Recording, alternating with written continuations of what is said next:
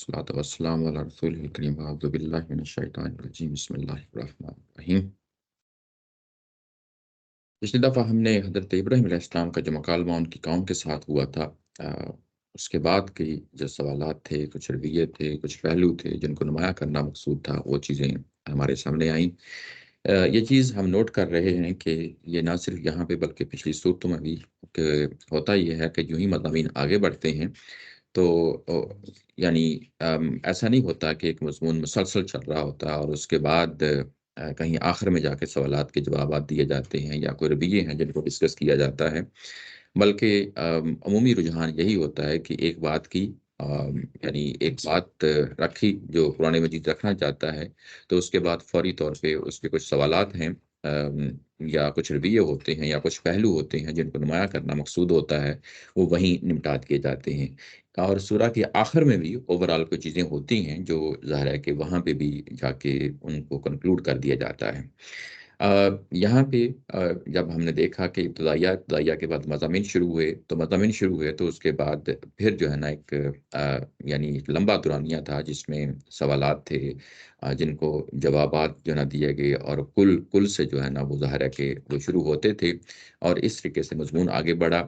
اور جب مختلف پہلوؤں سے چیزوں کو نکھارتے ہوئے چیزیں آگے بڑھیں تو آگے جا کے یعنی ہسٹوریکل جو جو جو ایویڈنس ہے وہ پیش کیا گیا، اور اس میں ظاہر ہے کہ ابراہیم علیہ السلام کی جو ہے نا مکالمہ ہے جو سامنے رکھا، یہ تاریخی استدلال ہے۔ یعنی یہ کہ ہمیں معلوم ہے کہ قرآن مجید جس طریقے سے چیزوں کو لے کے آگے بڑھتا ہے، اس میں انفسی دلائل ہوتے ہیں، اس میں آفاقی دلائل ہوتے ہیں، اس میں تاریخی دلائل ہوتے ہیں۔ تو تاریخی دلائل کا وہ پہلو تھا جو ہم نے پچھلی دفعہ پڑھا، اور اس سے متعلقہ جو سوالات تھے ان چیزوں کو ٹیکل کیا۔ یہاں پہ ظاہر ہے کہ حضرت ابراہیم علیہ السلام کا جو تعلق ہے بنی اسرائیل کے ساتھ، بنی اسماعیل کے ساتھ، اس میں تقریباً 14-15 جو ہے پیغمبروں کا ذکر آیا ہے۔ اس میں یہ چیز یاد رکھیں کہ ظاہر ہے کہ پچھلی دفعہ بھی یہ چیز کو ہائی لائٹ کیا گیا تھا کہ حضرت ابراہیم علیہ السلام جو ہے نا وہ جد امجد ہیں دونوں طرف سے، اور نہ صرف جد امجد ہیں بلکہ امام ہیں۔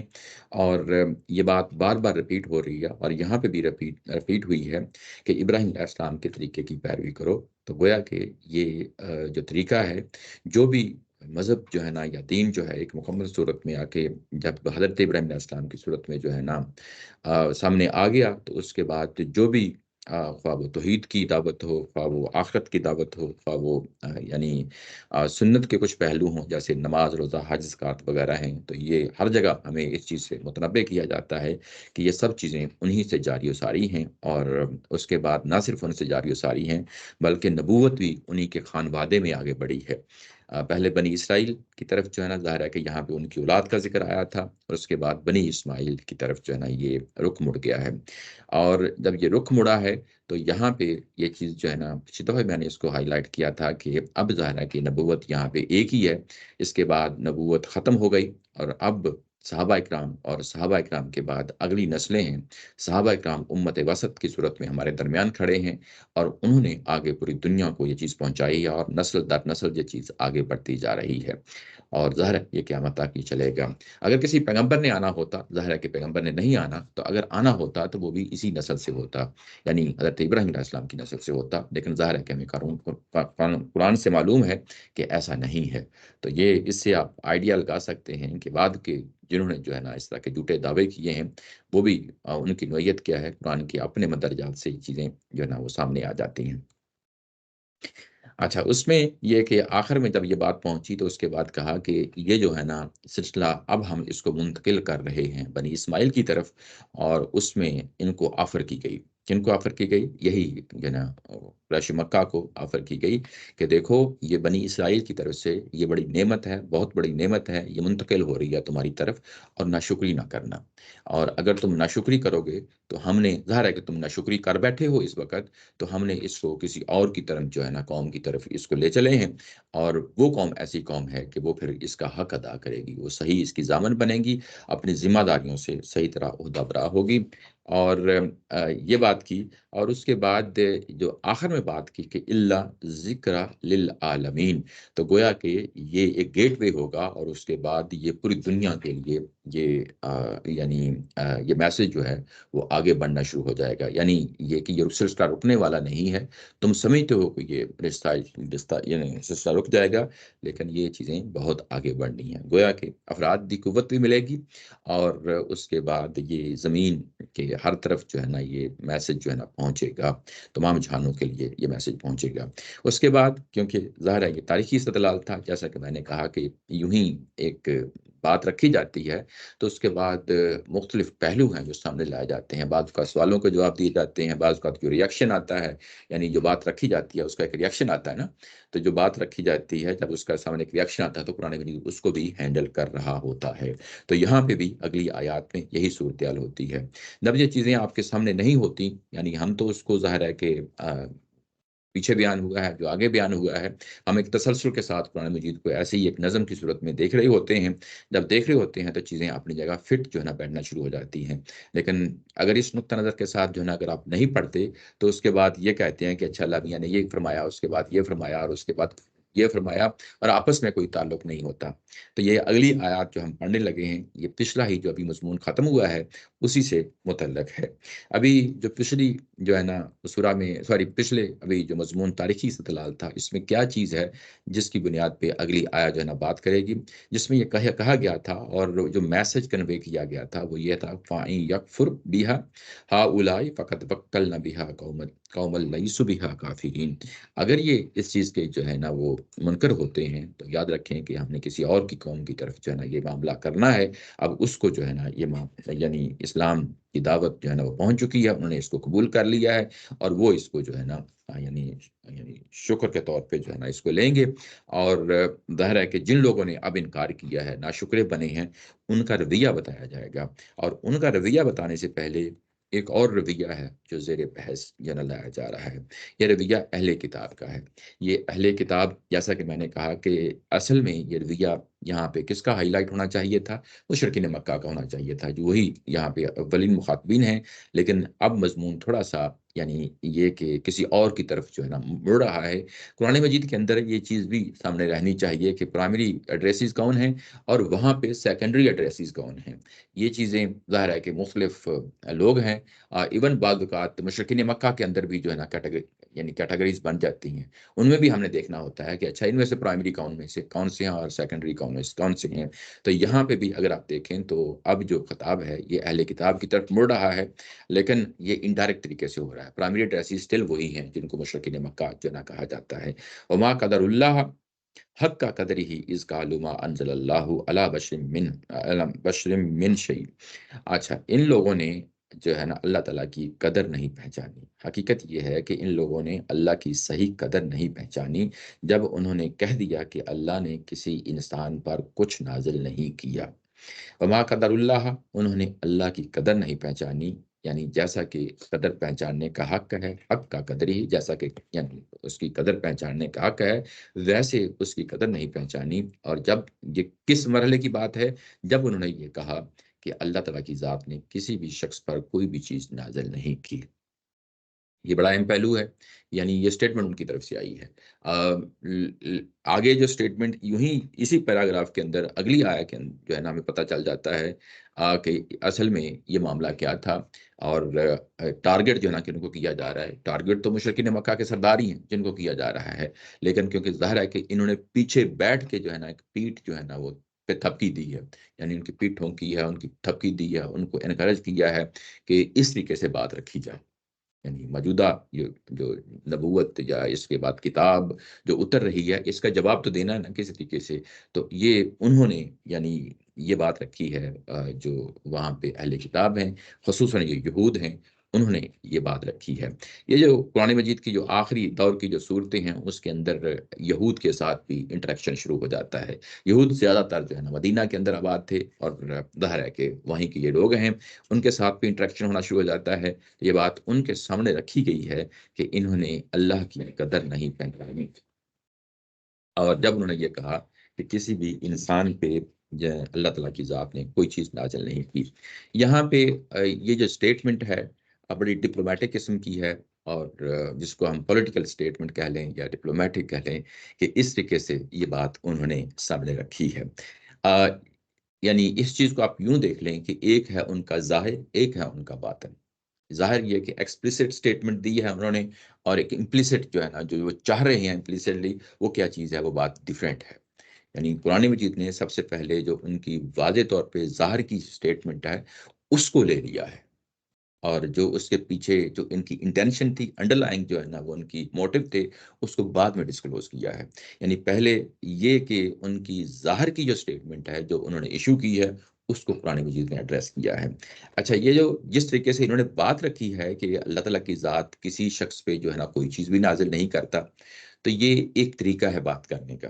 اگر وہ یہ بات اس طریقے سے رکھتے کہ یعنی تورات کے بعد تو کسی اور کتاب نے نہیں آنا، یعنی اصل میں تو وہ یہ چاہ رہے تھے کہ اگر کسی نبوت نے آنا ہے، کسی کتاب نے آنا ہے، تو بنی اسرائیل میں آنا ہے، یہ ان کی خواہش تھی۔ اور انہی خواہشات کے تحت جو ہے نا وہ زندگی گزار رہے تھے کہ کل کو کوئی نبی آتا ہے، پیغمبر آتا ہے، تو اگر کتاب لاتا ہے تو وہ بنی اسرائیل میں سے ہوگا۔ اب صورتحال بالکل جو ہے الٹ ہو گئی، ان کی خواہشات کے برعکس جو ہے نا یہ معاملہ ہو گیا۔ یوں ہی اس طرح کا یہ معاملہ ہوا ہے، تو اب جو ہے نا جو ان کے اندر ایک طرح کی جو ہے نا حسد کی آگ جو ہے نا وہ بھڑک اٹھی۔ یوں ہی یہ حسد کی آگ بھڑکتی ہے، تو اب اس نے ظاہر ہے کہ انہوں نے ٹیکل کرنا ہے ساری سچویشن کو۔ کیا کر سکتے تھے؟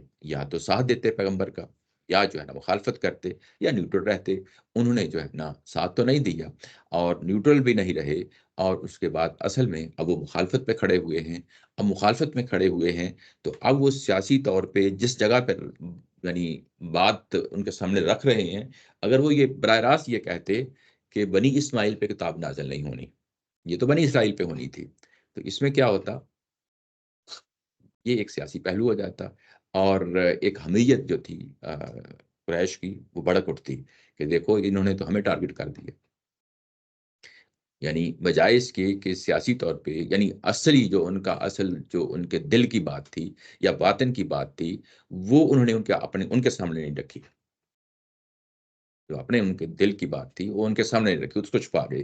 چھپانے کے بعد انہوں نے ظاہری سٹیٹمنٹ یہ دی تاکہ جو ہے نا وہ قریش کی حمیت وہ نہ بڑھے، اور وہ نہ بڑھے تو اس کے لیے انہوں نے کہا کہ اللہ تعالیٰ کی ذات تو کسی شخص پہ کوئی بھی چیز نہیں اتارتا، ٹھیک ہے نا؟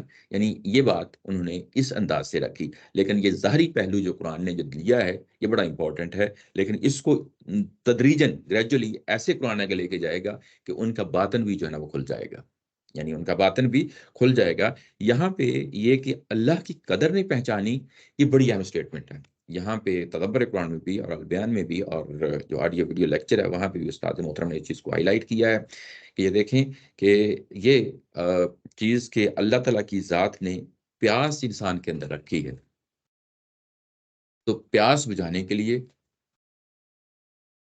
سراؤنڈنگ میں چیزیں پیدا کر دی، پانی پیدا کر دیا، بارش جو ہے نا بھیج دی، اور جس سے جو ہے نا پانی کی وجہ سے پیاس جو ہے نا بجھ جاتی ہے۔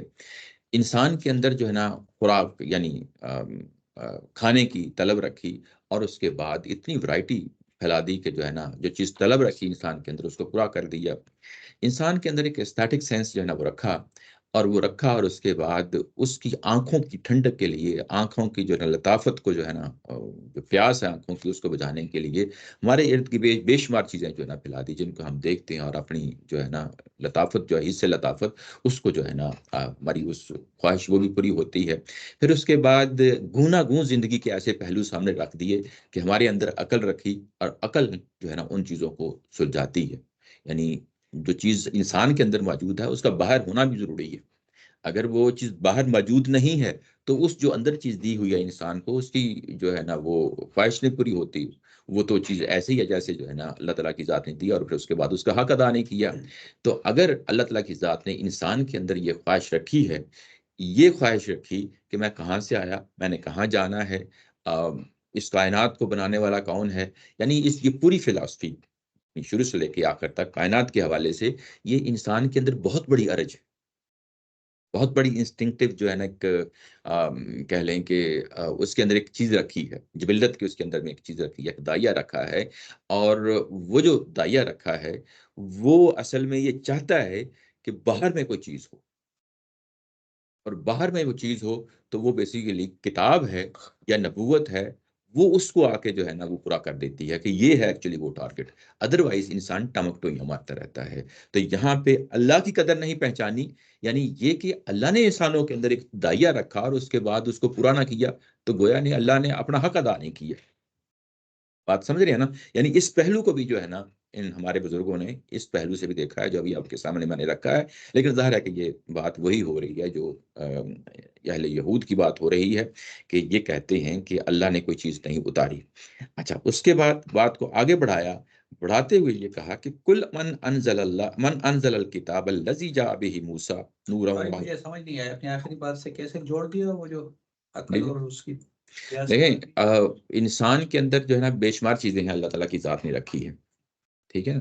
یعنی انسان کے اندر ایک عدل کا دائیا رکھا ہے، اور دائیا رکھا ہے تو یوں ہی آپ کے باہر ماحول میں جو ہے نا عدل کے خلاف کوئی چیز جاتی ہے تو آپ اس کے ساتھ اس کو ریلیٹ کر دیتے ہیں، ٹھیک ہے؟ ایسے ہی یہ کہ پیاس رکھی ہے تو باہر کوئی چیز پڑی ہے تو پھر ہی پیاس بجھتی ہے نا، جیسے میں نے عدل کی اگزامپل دی. اور ایسے ہی عقل کی جب میں اگزامپل دی تو باہر مسائل ہیں، ان مسائل کو یا باہر میں کچھ چیزیں پڑی ہیں ان چیزوں کو آپ نے سلجھانا ہے، وہ عقل ہی کے ذریعے سے جو نا سلجھاتے ہیں. یعنی انسان کے اندر ایک عقل کی چیز رکھی اور عقل کو یوز کرنے کے لیے باہر میں کچھ چیزیں پڑی ہوئی ہیں، ڈیٹا پڑا ہوا ہے نا جس کو آپ انالائز کرتے ہیں. اچھا، اس کے بعد ایک بہت بڑی عرض ہے جو سب سے بڑی دائیا ہے انسان کے اندر، وہ یہ ہے کہ یہ کائنات کہاں سے سٹارٹ ہوتی ہے، یہ کائنات کہاں خاتمہ ہوتا ہے، کائنات کا بنانے والا کون ہے. یعنی اللہ تعالیٰ کی ذات، یعنی یہ کہ یعنی کائنات کا خاتمہ ہونا تو ہم نے کہاں جانا ہے.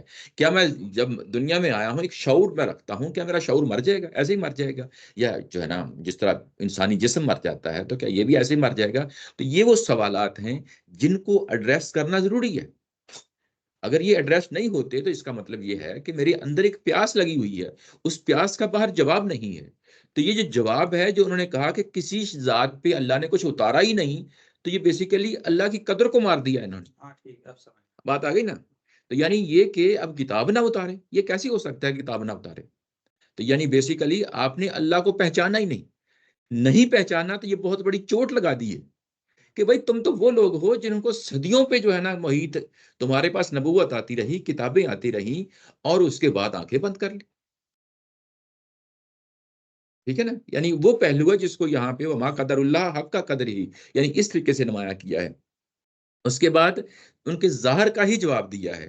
تو ان سے پوچھو کہ یہ کس حماقت میں مبتلا ہیں، ان سے پوچھو کہ کس نے وہ کتاب اتاری تھی جو موسیٰ علیہ السلام کے پاس آئی تھی. اب بتاؤ، یعنی ظاہر کا جواب بھی خود ہی دے دیا کہ ان کی حماقتوں کا، ان کی یوں کہہ لیں کہ آخر باختگی کا، یعنی عقل جہاں بالکل ختم ہو جاتی ہے تمہاری، یعنی جہالت کا کیا جواب ہے جب اللہ تعالیٰ کی ذات نے موسیٰ علیہ السلام پہ کتاب اتاری اور وہ نور تھی اور وہ ہدایت ہے للناسی، لوگوں کے لیے. یعنی اس کتاب قرآن مجید کے اس طرح کے، یعنی یہ پورا دورانیہ بتایا جا رہا ہے نا کہ قرآن تو اب نازل ہو رہا ہے نا جس کی تم انکاری ہو گئے ہو. اس سے پہلے تو یہ کتاب جو ہے، جو تورات ہے، یہ نور اور ہدایت کا کام دیتی رہی ہے. تو تم کیا اس نور اور ہدایت کو گل کرنا چاہتے ہو، یعنی اس روشنی کو جو ہے نا ختم کرنا چاہتے ہو؟ یعنی اگر انکار کرتے ہو، اس قرآن کا انکار کرتے ہو، تو تم اس کا بھی انکار کر رہے ہو، اور وہ تو نور اور ہدایت ہے. کیا تم اللہ کی نور اور ہدایت کا جو ہے نا جو اوپر کہا ہے نا حق کا ما قدر اللہ حق کا قدر ہی، اسے واضح ہو گیا کہ اصل میں یہ انسان کی اس عرض کا جواب ہوتا ہے جو کتاب ہوتی ہے، یہ نور اور ہدایت بن کے آتی ہے. وہ اصل میں جو انسان کے اندر جس چیز کی خواہش ہوتی ہے، وہ پھر اس کے لیے اس خواہش کو پورا کرنے کے لیے یہ راستہ مہیا کرتی ہے. انسان کو پھر ٹامک ٹوئیاں مارنے کے لیے چھوڑ نہیں دیتی کہ وہ اس طرح اندھیرے کے اندر جو ہے نا ٹامک ٹوئیاں مارتا رہے. کتاب آتی ہے، وہ نور بن کے آتی ہے، ہدایت بن کے آتی ہے، انگلی پکڑ کے آپ کو وہاں لے کے جاتی ہے جہاں جو ہے نا پہنچانا چاہتی ہے. اور یہ تمام انسانوں کے لیے ہوتی ہے، یہ تمام انسانوں کے لیے ہوتی ہے. تم وہ لوگ ہو. اس کے بعد کہا کہ تم نے ایک یہ جرم نہیں کیا کہ تم نبوت کا یا وحی کا انکار کر بیٹھے ہو، تم نے ایک اور جرم بھی کیا ہے جو تم نے اپنی کتاب کے اندر کیا ہے. ایک تو تم نے اللہ کی جو ہے نا قدر نہیں کی، اس کے بعد تم نے اس کتاب کی بھی قدر نہیں کی، یعنی اس کو مزید کھولا ہے. یعنی قرآن مجید اس کو پھر لفظ تو چاندی کی ہوتے ہیں لیکن اس کو اس طرح گوناگون پہلوؤں سے پھیلا دیتا ہے کہ جب اس میں گہرائی پہ جا کے سوچتے ہیں، دیکھتے ہیں، تو وہ چیزیں ہمیں بڑی جو ہے نمایاں ہو کے سمجھ ہمیں آ رہی ہوتی ہیں کہ تم تو وہ لوگ ہو جنہوں نے جو ہے نا اس کتاب کی بھی قدر نہیں کی. وہ کیسے قدر نہیں کی؟ وہ کہا تجعلونہا قراطیس، تم نے تو اپنی کتاب کو جو ہے نا صفحے صفحے کر دیا. کراتیس کرتاس یعنی صفحہ، یعنی وہ ہے، اس کی جمع ہے، یعنی یہ کہ ایک ایک پیج کر دیا. قرآن مجید نازل ہوا ہے تو مسلمانوں کے ہاں یہ روایت رہی ہے کہ اس کو مصحف کہا جاتا ہے کہ پوری پوری قرآن مجید کو ایک ہی جو ہے نا مصحف میں رکھا گیا ہے. شروع سے ایسے مسلمان دیکھتے آئے ہیں. اگر مسلمانوں نے کہیں کسی سٹیج پہ اس کو پاروں میں بھی تقسیم کیا ہے، جیسے 5 پاروں کی علیحدہ جو ہے نا ایک چھوٹا جز بنا دیا ہے، یا 10 پاروں کا علیحدہ بنا دیا ہے، تو وہ بھی ایک ترتیب رہتی ہے. یہاں یہ کہا جا رہا ہے کہ تم نے اس کو کراتیس بنا دیا ہے، یعنی صفحے صفحے کر دیا ہے، صفحے صفحے کر دیا ہے. اب وہ صفحہ صفحہ کرنے کا مطلب کیا؟ وہ آگے کھولا قرآن مجید میں، تبدونہا، جس کو تم کچھ کو کھولتے ہو، وتخفون کثیرا، اور زیادہ کو چھپا دیتے ہو، زیادہ کو چھپا دیتے ہو.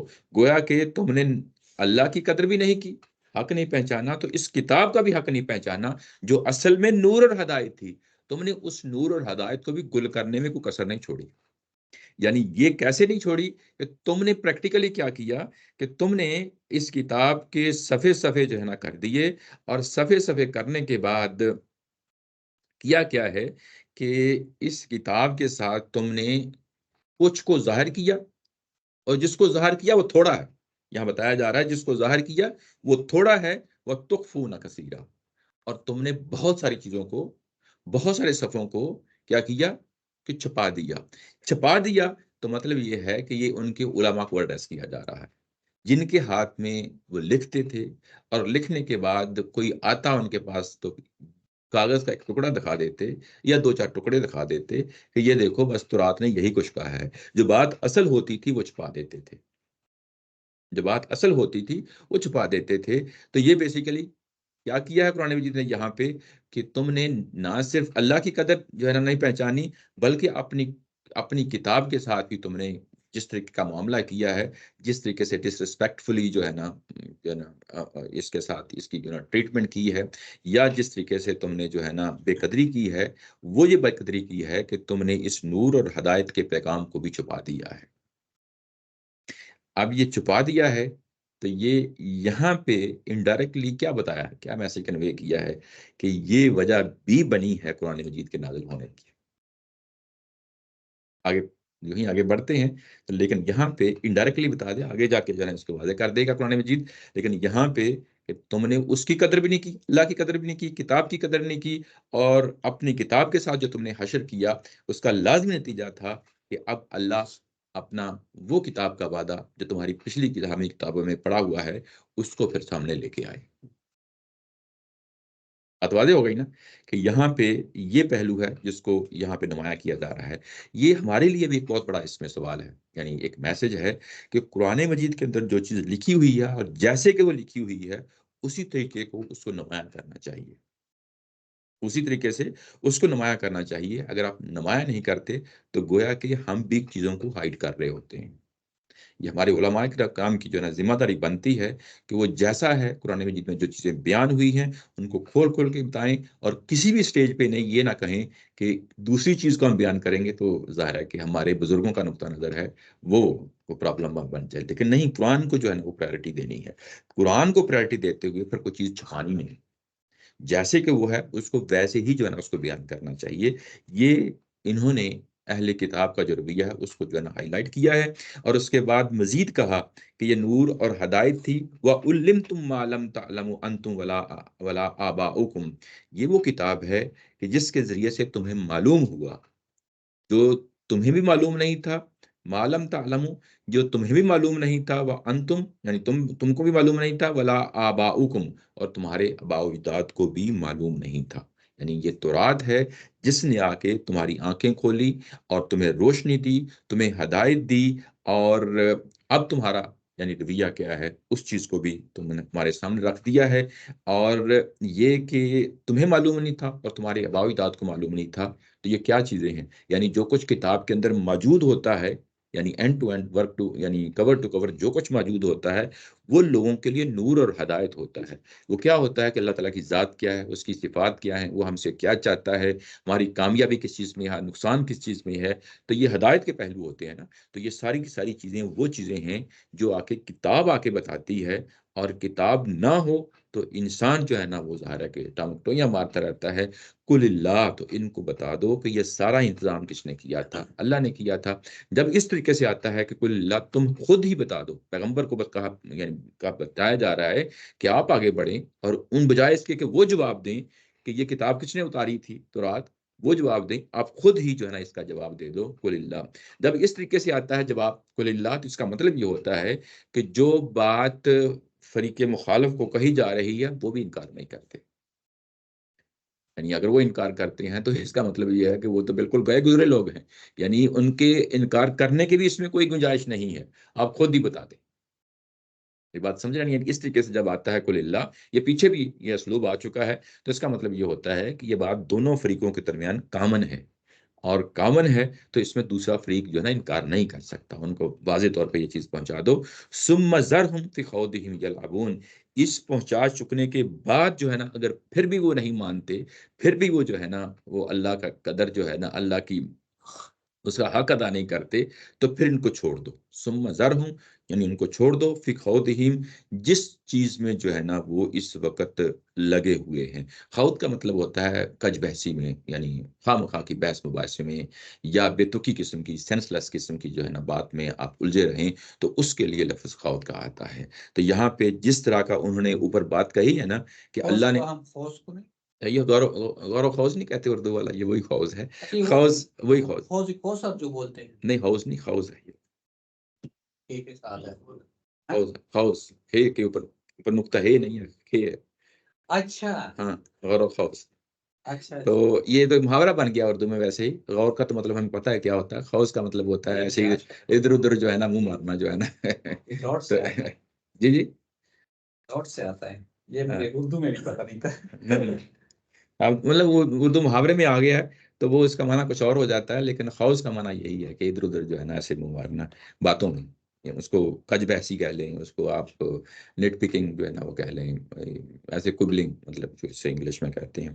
تو اس میں ظاہر ہے کہ یہ لوگ اپنی جو ہے نا بات اس طریقے سے کر رہے ہیں۔ انہوں نے کون سی چیز ہے جو کج بحثی کی ہے، وہ یہ ہے کہ ما انزل اللہ علی بشر من شیء، یہ کج بحثی کی چیز تھی۔ اگر یہ آپ کی بات جو ہے نا سننے کے بعد اس چیز کو پکڑتے نہیں ہیں جو ان کو سمجھایا جا رہا ہے، تو پھر وہ اپنے جس کھیل میں لگے ہوئے ہیں، یہ لاگون، یعنی اس کو اللہ تعالیٰ کی ذات نے یعنی یہ کہا ہے کہ یہ کھیلنے والی چیز ہے، یا ایسے دل بہلانے والی چیز ہے، تو ان کو بہلانے تھے، ان کو زیادہ۔ ایک طریقہ ہے ہاں، قرآن شریف کے اندر جی جی، کہ اللہ تعالیٰ ہم دلائل کے انبار لگا دیتا ہے، ایسا ہی ایسا ہی، اس میں کوئی لیکن شک۔ آخر میں رسول اللہ صلی اللہ علیہ وسلم بولتے ہیں چھوڑ دو ان کو، ہاں، چھوڑ دو، یہ ایسے ان کا دماغ خراب ہے، دماغ خراب، پھر دوبارہ دلائل شروع ہو جاتے پھر ہیں، دوبارہ پھر درمیان میں شاید رسول اللہ صلی اللہ علیہ وسلم کے اس دوران میں مسائل پیدا ہو جاتے ہیں، وہ اس کو تکلیف ہوتی ہے کہ یار یہ تو بات نہیں سن رہے ہیں، ایسے ہی ایسے ہی، ایسے ہی درمیان پھر دوبارہ اللہ تعالیٰ بولتے ہیں چھوڑ دو ان کو۔ ہاں ایسے۔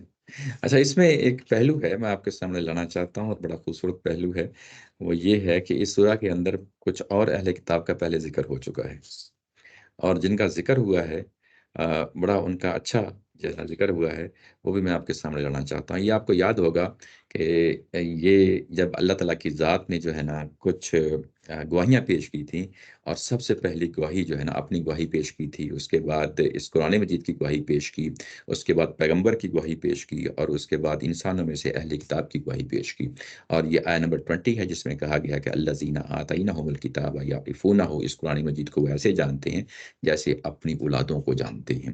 تو یہ تو ظاہر لگتا ہے کہ یہ معاملہ تھوڑا سا گڑبڑ ہو گیا، لگتا ہے نا، کہ یعنی اوپر گواہی پیش کی جا رہی ہے ان کی، ابھی ان کے ساتھ کوئی قریب سے زیادہ انٹریکشن بھی نہیں ہوا، مدینہ میں نہیں گئے، مکہ میں ہیں، اور قرآن مجید یہ گواہی پیش کر رہا ہے۔ وہاں پہ ایک چیز کو میں نے ہائی لائٹ کیا تھا کہ آگے چل کے جو ہے نا یہ مسئلہ یہ الجھے گا، اور اس کے لیے ابھی سے اس کو اپنے پلے باندھ لیں۔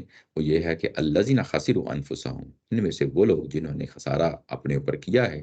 خسارہ یعنی یہ کہ ان کے پاس کتاب ہے، کتاب کی روشنی میں نہیں کھڑے ہوئے، تو یہ خسارے پہ کھڑے ہو گئے ہیں، تو خسارے پہ کھڑے ہوں گے، فہم لا یؤمنون، تو اہل کتاب میں سے وہ اس پہ ایمان نہیں لانے والے۔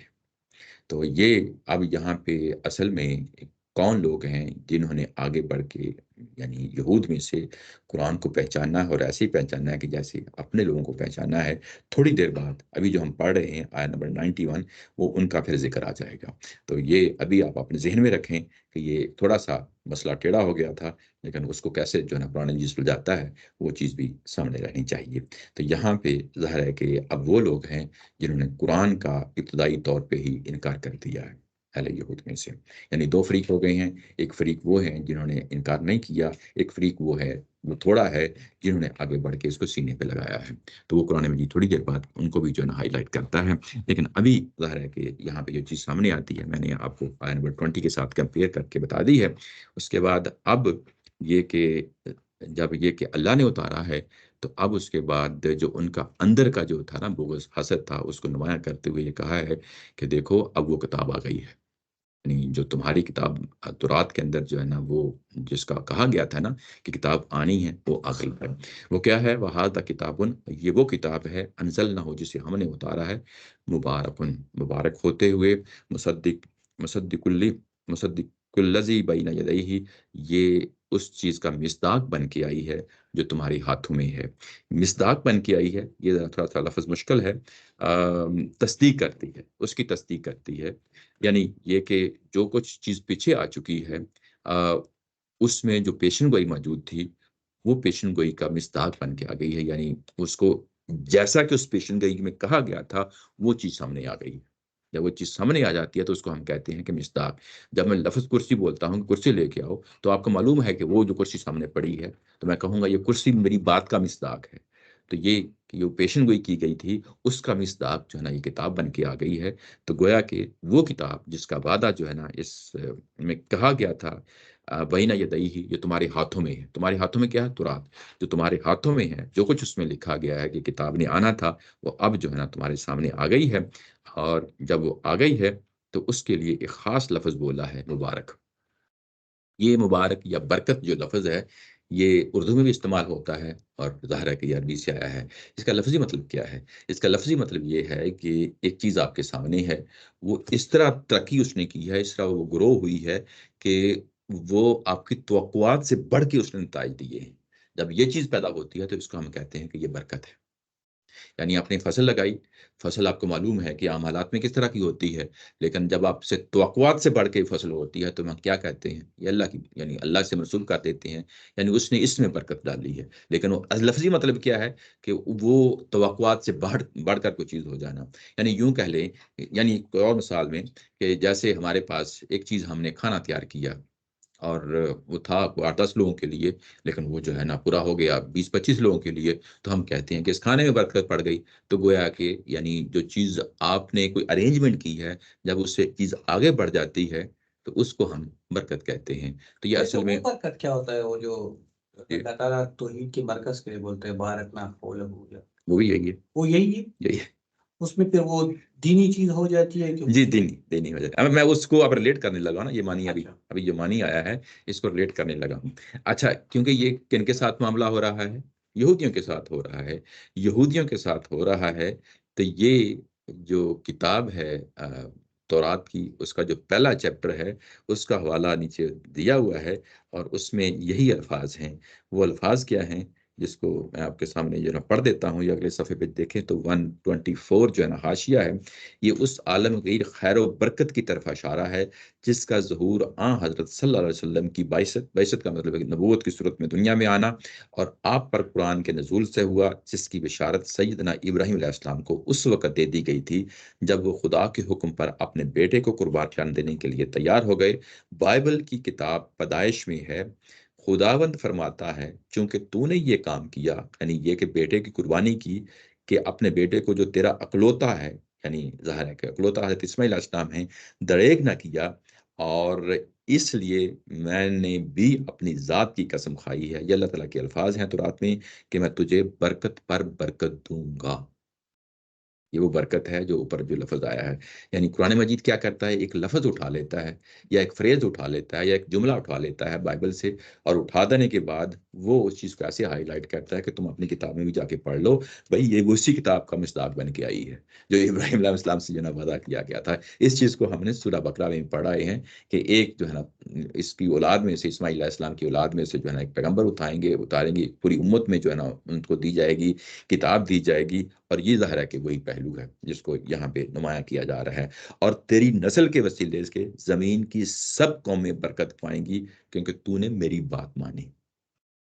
ٹھیک ہے نا، یعنی نہ صرف جو ہے نا جو کتاب اترے گی، جو پیغمبر اترے گا وہ برکت ہوگا، بلکہ اس کے ذریعے سے سب قومیں جو ہے نا برکت پائیں گی، سب قومیں برکت پائیں گی۔ اب یہاں پہ اگر ہم اس کو ریلیٹ کریں تو ابھی تھوڑی دیر پہلے یہی موضوع جو ہے نا ختم ہوتا ہے جو آیا نمبر 89 میں اور 90 کے اندر مضمون آیا تھا۔ 89 میں کیا آیا تھا؟ وہاں یہی کہا تھا نا کہ مشرکین مکہ تم جو ہے نا اس کتاب کی قدردانی کرو، یہی کہا گیا تھا نا، قدردانی کرو، اور اس کے ساتھ تمہیں جو ہے نا حکومت بھی ملنے والی ہے، ایک بڑی امپائر ملنے والی ہے، نبوت تمہارے اندر آ چکی ہے، کتاب تمہیں مل رہی ہے، اور اس کی قدردانی کرو۔ نہیں کرو گے تو اس نے اپنا راستہ بنانا ہے، اور یہ راستہ بنانے کی طرف چل پڑی ہے، اور اس کے بعد یہ میسج جو ہے نا پوری دنیا کے لیے نمایاں ہو جائے گا۔ تمہاری بدنصیبی ہے کہ تم اس سے منہ موڑو گے۔ اور اس کو اگلی بات کے ساتھ جو ہے نا پچھلی بات سے اگلی بات کے ساتھ اس کو جوڑیں تو یہ جو وعدہ ہے جو ابراہیم علیہ السلام کے ساتھ ہم نے کیا تھا، اب اس وعدہ کے پورے ہونے کا وقت آ گیا۔ وَهَذَا كِتَابٌ أَنزَلْنَاهُ مُبَارَک، تو یہ وہ کتاب ہے، بابرکت کتاب ہے جو ہم نے نازل کر دی ہے،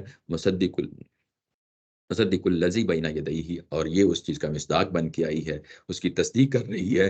تو جب یہ مصداق بن کے آئی ہے، اس کی تصدیق کر رہی ہے، تو گویا کہ پورے سلسلہ نبوت پہ جو حضرت ابراہیم علیہ السلام سے شروع ہوا تھا، پچھلے پیغمبروں کا نام بھی اس میں آ گیا، اوپر ہم نے پڑھ لیا ہے، پورا یہ سلسلہ نبوت پہ یا پوری پچھلی جو الہامی کتابیں ہیں، جیسے جو ہے نا وہ تورات ہے، جیسے جو ہے نا وہ انجیل ہے، جیسے کہ جو حضرت داؤد علیہ السلام پہ زبور جو ہے نا کتاب اتری، اور اس کے بعد ابھی جو قرآن مجید اتر رہا ہے، پوری الہامی روایت پہ ایک تصدیق کی صورت میں یہ ایک برہان قاطع، یعنی برہان قاطع یعنی یہ کہ واضح طور پہ جو دلیل، جو ایسی دلیل جس کے بعد کوئی اور دلیل نہ لائی جا سکے، تو اس ساری جو جتنی بھی یعنی سلسلہ ہے نبوت کا یا کتابوں کا، اس کے اوپر جو ہے نا یہ سب سے بڑی دلیل بن کے آ جاتی ہے، اور ان کی بھی جو ہے نا ظاہر اسٹیمپ لگا دیتی ہے کہ وہ بھی الہامی تھیں، وہ بھی نبی تھے، اور یہ ظاہر ہے اسی سلسلے میں یہ آ گئی۔ انہوں نے جو ظاہر کی چیز تھی اب ان کے باطن کو کھولا جا رہا ہے، ٹھیک ہے نا، اب ان کے جو باطن میں کھولا جا رہا ہے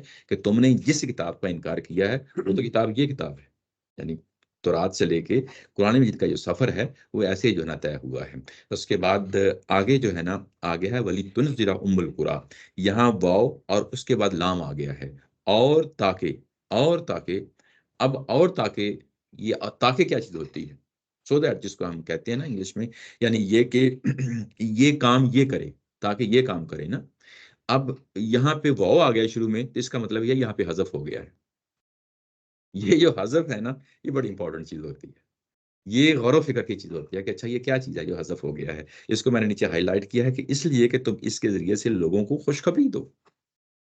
یہ حذف کوئی دور چیز نہیں پڑی ہوتی، وہ بھی مضمون کے اندر پڑی ہوتی ہے۔ یہ ظاہر ہے کہ ترجمہ کرنے والے کا فہم ہے، آپ اس میں جو ہے نا اختلاف کر سکتے ہیں، لیکن ظاہر ہے کہ غور و فکر کرنے والی چیز ہوتی ہے۔ وہ جو حذف ہوتا ہے وہ کہاں پڑا ہوا ہے؟ وہ حذف پچھلے پیراگراف کے اندر پڑا ہوا ہے۔ وہ کیا تھا حذف پچھلے پیراگراف کے اندر؟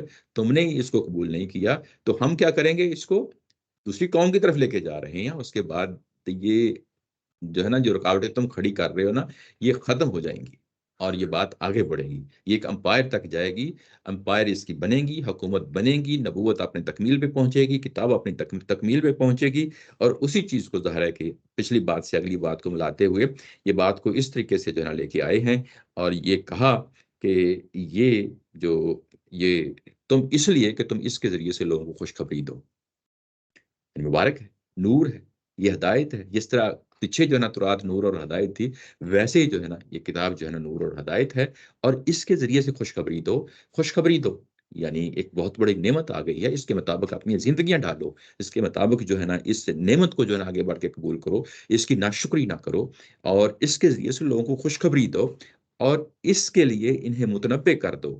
یہ جو اگلا آیا نا، یعنی ولی واو اور لی، اس کے بعد جو تنزیرہ، تم متنبع کرو، ام القرا کو جو ہے نا تم متنبع کرو، ومن حولہا، جو اس کے ارد گرد کا علاقہ ہے تم اس کو متنبع کرو۔ یہ جو آتا ہے یہ کئی دفعہ کئی جگہ پہ آیا ہے، صرف یہاں پہ نہیں آیا۔ یہ بیسیکلی یعنی ایک جو رسول کی ذات ہوتی ہے اس کا ایک ایریا ڈیفائن کر دیا جاتا ہے۔ نوح علیہ السلام کے جو آئے ہیں یا ان کے بعد دوسرے رسول آئے ہیں، جیسے موسیٰ علیہ السلام آئے ہیں، ان کا جو امیڈیٹ جو ایڈریسز ہوتے ہیں ان کی اپنی زندگی میں ان کا ایک ایریا ڈیفائن کر دیا جاتا ہے۔ لیکن ایریا ڈیفائن کرنے کا کیا مطلب ہوتا ہے کہ تمہاری ذمہ داری یہاں تک پہنچانے کی ہے، اس کے بعد ہم جو ہے نا ہم اس کو جو ہے نا جو چیز آپ نے پہنچائی ہے ہم اس کو اٹھائیں گے اور باقی قوموں تک لے کے جائیں گے۔ پہلے پیغمبر کی پہلے رسول کی ذمہ داری کتنی ہے اس کا ایریا ڈیفائن کر دیا جاتا ہے، اس کی باؤنڈریز ڈیفائن کر دی جاتی ہیں۔ تو اس رسول کی جو باؤنڈری ہے وہ بھی ڈیفائن کر دی گئی ہے کہ تمہاری بیسیکلی دعوت جو آپ نے دینی ہے، وہ دعوت آپ نے جو دینی ہے وہ مکہ اور مکہ کا ارد گرد کا علاقہ ہے، مکہ اور مکہ کا ارد گرد کا علاقہ ہے۔ یہ بعد میں ہمیں چل کے معلوم ہوتا ہے کہ اچھا یہ مکہ کا ارد گرد کا علاقہ کتنا بڑا علاقہ ہے۔ تو اس کے اندر جو ہے نا ہمارے جو اس وقت جو جزیرہ نما عرب پورا کا پورا ہے وہ اس کے اندر شامل ہیں۔ اگر وہ تمام ممالک اکٹھے کر لیے جائیں تو وہ تقریباً 6 بنتے ہیں۔ اس میں جارڈن جو اردن ہے وہ اس میں شامل نہیں ہے اس سائڈ پہ، اور دوسری سائڈ پہ اس میں یمن شامل نہیں ہے۔ باقی یہ سارے جو ممالک ہیں یو اے ای کے وہ اس کے اندر جو ہے نا شامل ہیں، اور سعودیہ جو ہے نا اس کے موجودہ جو ہے نا اس میں شامل ہیں۔ تو یہ پورا علاقہ بن جاتا ہے جس کو نبی محترم صلی اللہ علیہ وسلم کے لیے جو ہے نا ذمہ داری متعین کر دی گئی کہ یہ وہ علاقہ ہے جس میں تم نے انذار کرنا ہے۔ اس کا ایک اور پہلو بھی سامنے رہے، یہ احادیث سے بھی اس چیز کا پتہ چلتا ہے، اور رسالت سے پہلے جو آپ نے مختلف دستے بھیجے تھے کہ یہ وہ علاقے ہیں جہاں پہ لازمی طور پہ شرک کا خاتمہ ہو جانا چاہیے، تو وہ ان علاقوں کے یعنی یمن کی طرف جو ہے نا گو کہ وہ بھی مغلوب ہو گیا تھا، لیکن اس کو اس طریقے سے ٹریٹ نہیں کیا گیا۔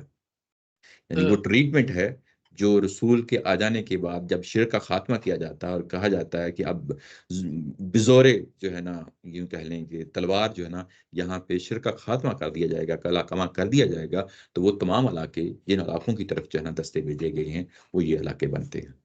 اور اب جب کہ موجودہ صورتحال میں آپ دیکھ رہے ہیں کہ سورۃ توبہ میں جا کے دیکھیں گے کہ یہ وہ علاقے ہیں، اس علاقے میں اب شرک نہیں ہو سکتا، کوئی مشرک آباد نہیں ہو سکتا۔ تو اگر غامدی صاحب جو ہے ہمارے استاد محترم اس چیز کو ہائی لائٹ کرتے ہیں کہ یو اے ای کے اندر جو ہے نا جو مندر بن رہے ہیں اس کی مخالفت کر رہے ہیں، تو اس کی بنیاد بھی یہی ہے قرآن مجید کہ ہم شرک کو جو ہے نا پمپنے نہیں دیں گے۔ یہ ہماری امت مسلمہ کی ذمہ داری بنتی ہے، یہ علماء کی ذمہ داری بنتی ہے کہ اس چیز کو ہائی لائٹ کریں اور شرک کو دوبارہ جو ہے نا یہاں پہ یا انٹروڈیوس نہ کروایا جائے۔ شکر صاحب، جی یمن ایڈجسنٹ ٹو سعودی عربیہ، جی جی تو وہ اس جی میں اس میں جو ہے نا وہ کیوں نہیں حکم دیا گیا اس طرح سے جو ہے نا وہ شرکا کلا کما کرنے کے لیے؟ جی یہ ظاہر ہے کہ اللہ تعالیٰ کی ذات خود جو ہے نا اس کو متعین کرتی ہے۔ قرآن مجید کے اندر اس کو یوں کہہ لیں کہ اصولی طور پہ بیان کر دیا جاتا ہے، رسول کی ذات ہے پھر وہ بتاتی ہے کہ اچھا یہ ان علاقوں میں یہ چیزیں شامل ہیں۔ تو وہ علاقے نبی محترم صلی اللہ علیہ وسلم نے خود متعین کیے ہیں، اور ہمیں احادیث کی کتابوں میں پتہ چل جاتا ہے کہ وہ کون کون سے علاقے ہیں۔ اور امت مسلمہ شروع سے یہ واضح ہے، یعنی ہمارے علماء کرام بھی اس چیز کو لکھتے آئے ہیں کہ یہ وہ علاقے ہیں جن میں اب شرک کا کلا کما ہو چکا ہے، وہاں پہ یہ نہیں ہو سکتا۔ تو یہ علاقے متعین کرنا ہے کہ ایک رسول کی ذات کر کے جاتی ہے۔ یہ بالکل ایسی ہے جیسے موسیٰ علیہ السلام نے جب وہ آئے ہیں فلسطین کا جو علاقہ ہے وہ انہوں نے خود متعین کر کے گئے ہیں کہ یہ وہ علاقے ہیں جہاں پہ ظاہر ہے کہ یہ بنی اسرائیل کا علاقہ ہے۔ اور ایسے ہی حضرت اسماعیل علیہ السلام کی اولاد کے لیے بنی اسماعیل کے لیے جو علاقے متعین کر دیے گئے ہیں کہ یہاں پہ یہ اللہ کا گھر ہے، جیسے کہ مکہ ہے اللہ کا گھر ہے، اس کے ارد گرد علاقوں میں اب اللہ ہی کی عبادت ہوگی، لوگ آئیں گے تو یہاں اللہ ہی کی عبادت کریں گے۔ یہاں شرک کا کلا کما ہمیشہ کے لیے کر دیا گیا ہے۔ اگر شرک دوبارہ آتا ہے تو یہ امت مسلمہ کی ذمہ داری ہے کہ اس کو آگے بڑھ کے اس کو جو ہے نا رزسٹ کریں۔ تو یہ وہ چیز ہے۔ جی جی یہ وہ چیز ہے۔ جی سورۃ توبہ میں جی اس میں جی جی کوئی مسئلہ نہیں۔ یمن کو شروع سے ڈفرنٹ ملک ہی کنسیڈر کرتے ہیں۔ یہ ویسے بھی نبی پاک صلی اللہ علیہ وسلم کے زمانے میں بھی جو ہے نا صدیوں پرانی روایت رہی ہے کہ یمن کو بطور ایک علیحدہ سے ملک کنسیڈر کیا جاتا رہا ہے۔ یہ ہے خط لکھے گئے تھے اس کا روم اور ان کو لکھا گیا، ہاں جی ایسے یمن کو بھی خط لے، یمن والے یمن والے ایمان صحیح کہہ رہے ہیں۔ لیکن یہ جو جس طرح سے باؤنڈریز آپ ڈیفائنڈ ہے اس طرح کی کوئی باؤنڈریز تو اس زمانے میں ڈیفائنڈ ہی نہیں تھی کہ یہ نہیں باؤنڈری سے مراد یہ نہیں ہوتا. ہم غلط فہمی کا شکار ہو جاتے ہیں. تو باؤنڈری سے مراد یہ نہیں ہوتا کہ زمین ہوتی ہے. جس طرح آج کے زمانے میں ہم اسٹیٹ کہتے ہیں کہ پاکستان کی جو ہے نا یہ ریاست ہے, اس کے یہ جو ہے نا نشان لگا دیے گئے ہیں. یہ وہ زمینی نشان نہیں ہوتے. یہ بیسیکلی اس زمانے میں جو نشان ہوتے تھے وہ ٹرائبل ہوتے تھے, علاقے ہوتے تھے. وہ جو علاقے ہوتے تھے ان کو جو ہے نا کہا کہ اس کو ایک یونٹ, سیاسی انتظام, یہ سیاسی انتظام کہہ لیں, سیاسی انتظام کہہ لیں. جب ہم اگر عمل کرا نہیں وہ دیکھیں گے سورۃ توبہ میں جا کے. نہیں وہ تو ایک بات میں وہ بات نہیں کر رہا ہوں. جی جی لیکن اگر وہ عمل کرا کے اس حساب سے کریں اور وہ اگر سیاسی نظام کولیپس ہو گیا انہی کے اندر میں اور وہ ایمان لے آئے تو وہ اب اس جزیرہ نما عرب میں ہی شامل ہو جائے گا. ایسے ہی بلکہ باہر کے جو علاقے ہیں وہ بھی شامل ہو جائیں گے. یعنی یہ تو وہ علاقے ہیں یہ شرک کے لیے کلا کما کرنے کے لیے متعین کر دیے گئے. لیکن ساتھ ہی یہ حکم دے دیا گیا کہ جو ارد گرد کی ریاستیں ہیں وہاں پہ شرک کی حکمرانی نہیں ہوگی. یعنی وہاں پہ شرک تو رہے گا لیکن اس کی حکمرانی نہیں ہوگی. تو اس لیے سائڈوں کی جو حکومتیں تھیں ان کو گرا دیا گیا. اور یہ حضرت موسیٰ علیہ السلام بنی اسرائیل کے لیے بھی یہی حکم تھا کہ سائڈوں کی حکومتوں کو گرا دیا گیا ہے. آگے چل کے پڑھیں گے حضرت سلیمان علیہ السلام نے جو ملکہ بلقیس کو خط لکھا تھا وہ اصل میں اسی نوعیت کا خط تھا جس میں یہ بتایا گیا تھا کہ سائڈوں پہ جو ہے نا حکومت کسی اور کی نہیں ہو سکتی, یعنی شرک کی نہیں ہو سکتی. تو گویا کہ اس کے بعد صحابہ کرام نکلے ہیں اور ارد گرد کی تمام ریاستیں جہاں پہ خط لکھا گیا تھا وہ باؤنڈری وہ بھی ڈیفائن ہو گئی تھی کہ ان علاقوں میں اب ظاہر ہے کہ شرک کی حکمرانی نہیں ہوگی. مقامی شرک ہو سکتا ہے لیکن شرک کی حکمرانی وہاں پہ بھی نہیں ہوگی. تو اس لیے تاکہ یہ علاقہ محفوظ ہو جائے. کون سا علاقہ محفوظ ہو جائے؟ یہی جو جزیرہ نماء عرب ہے وہ محفوظ ہو جائے. تو یہ گویا کہ اصولی بات ہے جو اس وقت حکم دیا جا رہا ہے کہ القریٰ. میرا خیال ہے میں تو کنفیوز ہو گیا ہوں, آپ نے دو مختلف باتیں کر دی. نہیں میں نے وہ جو بات کیا نا کہ یہ رسول کی جو باؤنڈری ڈیفائن ہو رہی وہ اس پرنسپل کو دیکھیں. باقی جو تفصیل میں نے کیا وہ تو ظاہر ہے کہ ایکسٹرا چیزیں. ایک تو یہاں پر تنذر القریٰ اور خولہا, جی اس میں آپ یہ کہہ رہے ہیں کہ یہاں خولہا سے مراد حجاز کی سرزمین ہے. جی نہیں جزیرہ نماء عرب. جزیرہ نماء عرب ہے. جی یہی جزیرہ نماء عرب وہی ہے جس کا دوسری جگہ پر شرک کے خاتمے کا حکم دیا گیا ہے. یہاں پر یہی الفاظ ہیں جو سورۃ توبہ میں بھی استعمال ہوئے. ٹھیک ہے, تو وہ اسی علاقے کو اسی علاقے. تیسری چیز جو آپ نے کی کہ پھر صحابہ کرام نے رسول اللہ صلی اللہ علیہ وسلم کے اتمام حجت شیردیجے میں اس کو پھیلایا ہے, وہ تو پھر باہر بھی نکلا ہے. جی اس کا اس سے کوئی تعلق؟ اس سے تعلق نہیں. اچھا وہ کوئی نہیں. وہ اصل میں فراز صاحب کی بات کو جو ہے نا آگے بڑھاتے ہوئے اس کو کہا ہے انہوں نے, کیونکہ سائڈوں کی حکومتوں کا ذکر کیا تھا تو میں نے اس کا جواب دیا تھا. اس میں تو شرک قائم ہو سکتا ہے. جی اس میں شرک جو ہے نا میں نے کہا مقامی ہو سکتا ہے لیکن شرک پہ مبنی حکومتیں نہیں ہو سکتی. نہیں میں جب کہہ رہا ہوں کہ ہو سکتا ہے تو وہ تو وہاں تو حکمرانی بھی آ سکتی ہے. وہ کیا ہماری ذمہ داری ہے کہ وہاں شرک ختم کریں؟ نہیں وہ رسول کی ذمہ داری ہے. ہاں تو اس لیے میں کہہ رہا ہوں کہ آج کی دنیا میں جب آپ ابوظہبی میں مندر کی مخالفت کر رہے ہیں تو یہ تو آپ نص سے اتار رہے ہیں. جی نص سے اتارے. تو یہ تو اللہ تعالیٰ کا حکم ہے. جی کل کو یمن کے اندر غیر اسلامی حکومت بن جاتی ہے, کیا وہ بھی غیر مسلم امت مسلمہ کی ذمہ داری ہے؟ اس کا مطلب ہے کہ شرک کی حکمرانی ہو سکتی ہے. جی ہو سکتی ہے. وہ پھر ہماری ذمہ داری نہیں ہے کہ نہ ہو. وہ نہیں. ٹھیک ہے. یعنی اصل جو ہے کور ہے, پرنسپل کو ہاتھ میں رکھے نا, پرائمری چیز کو ہاتھ میں, وہ سیکنڈری چیز ہے. وہ تو سیکنڈری چیز ویسے ہی اس کو تو صحابہ والا جو جی وہ رسول اللہ صلی اللہ علیہ وسلم کی ذمہ داری جی صحابہ کرام کہہ لیں. صحابہ کرام ایسے ہی ہے. اچھا یہاں پہ سوری بات کریں کلیئرفیکیشن, کیونکہ آپ نے بولا کہ یہاں پہ آپ یہیں سے اب ناٹ شور کہ آپ ادھر سے ڈیڈیوس کر رہے ہیں, خاص کر رہے ہیں, کوئی دوسری چیز کو ریفر کر رہے ہیں. اس میں یہ کہا جا رہا ہے کہ آپ صرف ان کو متنبع کر دو جو القریٰ اور اس کی گرد و پیش میں رہنے والے ہیں, اور آگے یہ فرمایا کہ تو مطمئن رہو جو آخرت کو مانتے ہیں وہی سے مانیں گے. جی میں وہ اس کی طرف آ رہا ہوں. ابھی تو میں نے وہ آیت نہیں پڑھی, آیت وہ ٹکڑ نہیں پڑھا, وہ اتنا ہی پڑھا ہے. ابھی تو میں اسٹل یہاں پہ تھا القریٰ کو جو ہے نا ایکسپلین کر رہا ہوں. اچھا یہاں پہ دو چیزیں آپ مکس ہو گئی ہیں, تھوڑی سی شاید وہ کنفیوژن اس وجہ سے پیدا ہوئی ہے. دو چیزیں مکس ہوئی ہیں. وہ کھولا ہے نیچے جو ہے نا, تبر قرآن میں بھی اس کو چیز کو کھولا ہے. وہ کیسے کھولا ہے کہ یہاں پہ ایک طرف تو جو ہے نا خوشخبری دی جا رہی ہے, یعنی اس کتاب نے پھیلنا ہے, اس کتاب کی مبارک ہے, اس نے پھیلنا ہے, دنیا میں جانا ہے. اور اس کے بعد دوسرا یہ کہا جا رہا ہے کہ تم القریٰ اور اس کے گرد و نواح کے علاقوں کے اندر انتظار کرو, انتظار بحیثیت رسول کرو. ٹھیک ہے نا, مطلب یہ ہے کہ دونوں آپس میں جڑی ہوئی ہیں. جب یہ انتظار مکمل ہو جائے گا تو اس کے بعد یہ جو ابھی مدینہ میں دعوت پہنچی ہے نا, یہ ایک سٹیج ہے. اور یہ ذکر للعالمین بننا ہے اس نے. اس کے بعد اگلی سٹیج کیا ہے کہ جب ام القریٰ جو ہے نا اور جو اس کے ارد گرد کا علاقہ ہے یہ فتح ہو جائے گا، یا یہ کہ جو ہے نا یہ شرک کا خاتمہ ہو جائے گا اور یہاں پہ رسالت جو ہے نا قائم ہو جائے گی. اس کا مطلب یہ ہے کہ رسالت میں قائم ہونا ہی ہونا ہے. یعنی یہاں پہ جو چیز بتائی جا رہی ہے اس کے اپنے نتیجے پہ پہنچنا ہی پہنچنا ہے. جب وہ مکمل ہو جائے گی تو یہ پوری ایک مائل سٹونز ہیں یہ بتائے جا رہے ہیں.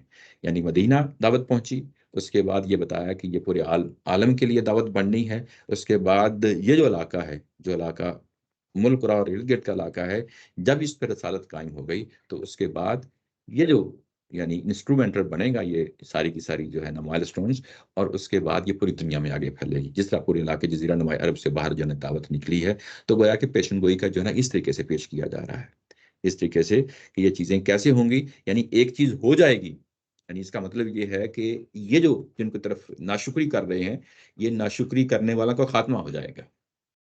جن کی طرف ہم نے دعوت دیا نا کہ اس کتاب کو قبول کر لو، تمہیں نبوت مل رہی ہے، تمہیں حکومت مل رہی ہے، تمہیں جو ہے نا یعنی کتاب مل رہی ہے، ناشکری کرنے والوں کا خاتمہ ہو جائے گا. اور اس کے بعد مدینہ دعوت چلے گئی، یہ علاقہ پورا کا پورا آپ کے ہاتھ میں آ جائے گا. اس کے بعد یہ دعوت جو ہے نا پوری دنیا کے لیے ایک جو ہے نا مبارک پیغام جو ہے نا وہ پہنچائے گی. تو یہ پورا کا پورا جو ہے نا وہ پہلو سامنے آ گئے ہیں. اب اس کے بعد کیا ہے کہ والذین یؤمنون بالآخرۃ یؤمنون، یہ جو اہل کتاب کے لوگ ہیں یہ آپ کے لیے پریشانی کا باعث نہ بنے. یعنی جنہوں نے ابھی ابھی سٹیٹمنٹ دی نا، یہ کھیل رہے تھے کہ کسی شخص پہ اللہ نے کوئی کتاب نہیں اتاری، تو یہ آپ کے لیے کوئی پشیمانی پریشانی کا جو نا باعث نہ بنے. ان میں سے، انہی لوگوں میں سے، اہل کتاب میں سے، اس میں سے کچھ لوگ ایمان بھی لے آئیں گے، اسی کتاب پہ ایمان لے آئیں گے. وہ کون لائیں گے؟ جو حقیقتاً آخرت پہ ایمان رکھنے والے ہیں. یقیناً ہم بھی آخرت پہ ایمان رکھتے ہیں، یقیناً وہ اہل کتاب یہودی بھی آخرت پہ ایمان رکھتے ہوں گے، ایسا تو نہیں ہوگا نا، ایمان رکھتے ہوں گے، لیکن کون سا ایمان رکھتے ہیں یہ ذرا سوچنے والی بات ہے. میں اس کو ایک بڑے سادہ سے لفظ میں کہتا ہوتا ہوں کہ اگر آپ کسی سے پوچھیں نا کہ آپ آخرت پہ ایمان رکھتے ہیں تو کہتا ہے کیوں نہیں رکھتے، لیکن عمومی رویہ جو ہے نا ذرا تھوڑا سا گہرائی کے ساتھ دیکھیں تو ہم نے رٹا لگایا ہوا ہے. کیوں رٹا لگایا ہوا ہے؟ بچپن سے اسلامیت پڑھتے آ رہے ہیں کہ آخرت ہونی ہے، وہ جو رٹا لگایا وہ ہم فر جو ہے نا بولنا شروع کر دیتے ہیں. ایمان جو ہے اصل میں اس اللہ کی ذات کے سامنے کھڑے ہو جانے کا نام ہے. جب آپ آخرت کا نام لیتے ہیں نا تو وہ جو کھڑے ہونے کا تصور ہے وہ انسان کے اندر کبھی کبھی پیدا کر دیتا ہے، وہ شعور کو اس طرح اجاگر کر دیتا ہے کہ اس کے بعد انسان کے پاس کوئی گنجائش نہیں رہتی کوئی ڈنڈی مارنے کی. یہ وہ ہے بیسیکلی کہ ان میں سے وہ لوگ بھی ہیں جو حقیقتاً جو ہے نا آخرت پہ یقین رکھتے ہیں، وہ اس طرح کی ڈنڈی نہیں ماریں گے جس طرح کی یہ ڈنڈیاں مار رہے ہیں. ٹھیک ہے نا؟ یعنی وہ ترات پہ بھی کھڑے ہیں وہ لوگ، ان کو پیچھے بڑا ہائی لائٹ کیا ہے. یعنی پچھلے سورہ آل عمران میں سورہ النساء کے اندر ان لوگوں کو کہا ہے کہ یہ وہ لوگ ہیں جو راتوں کو اٹھ کو ترات پڑھتے ہیں اور اللہ کے جو ہے نا سامنے سجدہ پر سجود جو ہے نا وہ سامنے اس کے سامنے اللہ کے سامنے جھکتے ہیں، روتے ہیں اور جو ہے نا اپنے گناہوں کی معافی مانگتے ہیں. وہ اللہ کے جو ہے نا شعور جو ہے نا قائم رکھے ہوئے ہیں، اللہ کی قدر جو ہے نا ان لوگوں نے پہچانی ہوئی ہے. تو یہاں پہ بھی یہ بتایا گیا ہے کہ حقیقتاً وہ لوگ جو اللہ کی قدر کو پہچانتے ہیں یہ وہ لوگ ہیں جو آخرت پہ، ان لوگوں میں سے اہل کتاب میں سے جو آخرت میں حقیقی طور پہ جو ہے نا ایمان رکھتے ہیں. اور ایمان جب آخرت پہ لے آتے ہیں تو اس کا پہلا ظہور جو ہوتا ہے وَهُمْ عَلَىٰ صَلَاتِهِمْ يُحَافِظُونَ، وہ اپنی نمازوں کی بھی حفاظت کرنے والے ہیں. اب اس سے آپ اندازہ لگا لیں کہ آخرت اور نماز کس طرح آپس میں چولی دامن کا جو ہے نا کا تعلق ہے. یعنی ایک شخص جو آخرت پہ ایمان رکھتا ہے، یقینی طور پہ رکھتا ہے، یہ ہو نہیں سکتا کہ وہ نماز نہ پڑھتا ہو. اور جب وہ نماز پڑھتا ہے تو وہ ہو نہیں سکتا کہ وہ جو ہے نا باتیں آنتی کرتا ہو، جھوٹ بولتا ہو، اس طریقے سے کج بحثیاں کرتا ہو، یا جو ہے نا کسی غلط سوچ اور فکر کا جو ہے نا کا شکار ہو جاتا ہو. تو مطلب یہ ہے کہ نماز نکھار دیتی ہے شخصیت کو، تزکیہ کے مقام پہ کھڑا کر دیتی ہے. اب آپ دیکھ لیں کہ نماز جو ہے نا کون کون سے پہلوؤں سے ہمارے سامنے آ رہی ہے. نماز پہ قائم ہے، آخرت کا تصور ہے، تو آپ اپنی کتاب کو بھی جو ہے نا نور اور ہدایت سمجھیں گے، اس کے مطابق جو ہے نا اس کے زندگی یعنی گزاریں گے. کوئی تعصب نہیں آڑے آئے گا، کوئی بزرگ نہیں آڑے آئیں گے. کتاب کے سامنے ہم نے سرنڈر کرنا ہے. کتاب کے سامنے جب ہم سرنڈر کریں گے تو گویا کہ ہم آخرت پہ بھی ایمان لانے کا حق ادا کر دیا اور نماز کا بھی حق ادا کر دیا.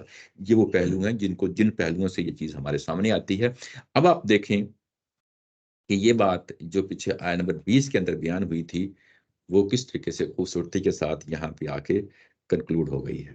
کہ اب ہمیں پتہ چل گیا کہ اچھا وہ جو گواہی پیش کی گئی تھی وہ کن کی پیش کی گئی تھی.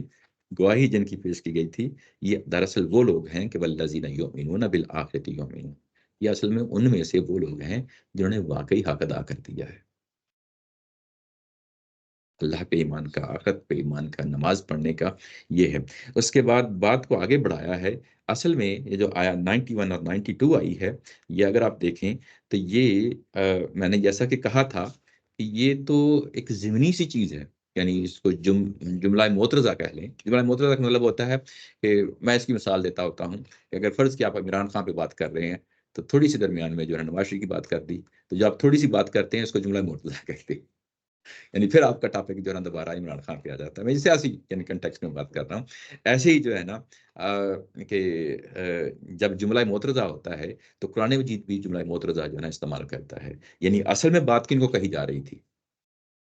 اصل میں تو مشرکین مکہ کو کہی جا رہی تھی، لیکن درمیان میں کیونکہ ٹاپک اس طرح کا آ گیا ہے کہ اب ان کے ٹاپک کو بھی ایڈریس کرنا مقصود تھا. تو وہ جو کیونکہ بات اوپر چلی تھی ابراہیم علیہ السلام کی، ابراہیم علیہ السلام کی اولاد کی بات چلی تھی، اور نیچے یہود بھی ظاہر ہے ان کی اولاد میں سے تھے، انہوں نے یہ سوال اٹھا دیا تھا، اس سوال کو ٹیکل کرنا تھا. تو اس کو جملہ معترضہ یعنی ایک طرح کی وہ جو بریکٹس میں جو بات کی جاتی ہے وہ بات ہے. جی کیا جی؟ یہ جو پچھلی آیت میں بات ہوئی تھی کہ وہی اپنی نماز کی حفاظت کرتے ہیں، جی جی تو کیا یہ مطلب کہ یہ تو مسلمانوں کے اوپر 5 وقت کی نماز فرض ہوئی ہے، تو یہودی جو ہے یہ ان کی عبادات کی بات ہو رہی ہے کہ ان کے اوپر جو فرض جی یہ ہم کئی دفعہ جو ہے نا قرآن مجید کے اندر پڑھتے ہوئے بتا چکے ہیں کہ ہم پہ کوئی ایسی چیز جو ہے نا نئی جو ہے وہ نئی کوئی عبادتوں میں سے کوئی بھی چیز نئی جو ہے نا ہم پہ فرض نہیں ہوئی. یہ بلکہ ابراہیم علیہ السلام کے زمانے سے چلی آ رہی ہیں. جس کو ہم سنت کہتے ہیں یہ ابراہیم علیہ السلام کا طریقہ ہے عبادت کا. وہ ان کے روزے، ان کے حج، ان کا جو ہے نا زکوٰۃ، یہ تمام جو چیزیں ہیں شریعت کے پہلو ہیں وہ انہی سے تسلسل کے ساتھ چلے آ رہے ہیں. اور وہ اس کو جانتے تھے. کون جانتے تھے؟ بنی اسماعیل بھی جانتے تھے، کیونکہ وہ بھی پہلے نمازیں پڑھتے تھے. ایسا نہیں ہے کہ اسلام کے آنے سے پہلے وہ نمازیں نہیں پڑھتے تھے، وہ بھی حج کرتے تھے، نمازیں پڑھتے تھے، روزے رکھتے تھے. یہ ساری عبادات ان کے ہاں موجود تھی. اور ایسے ہی یہی عبادات جو ہے نا وہ عیسائیوں کے اندر بھی موجود تھیں، یہودیوں کے اندر بھی موجود تھیں. جب قرآن نماز کی بات کرتا ہے تو جب یہودیوں کو نماز کی بات کرتا ہے تو یہ وہی بات کرتا ہے جو ابراہیم علیہ السلام سے چلی آ رہی ہے.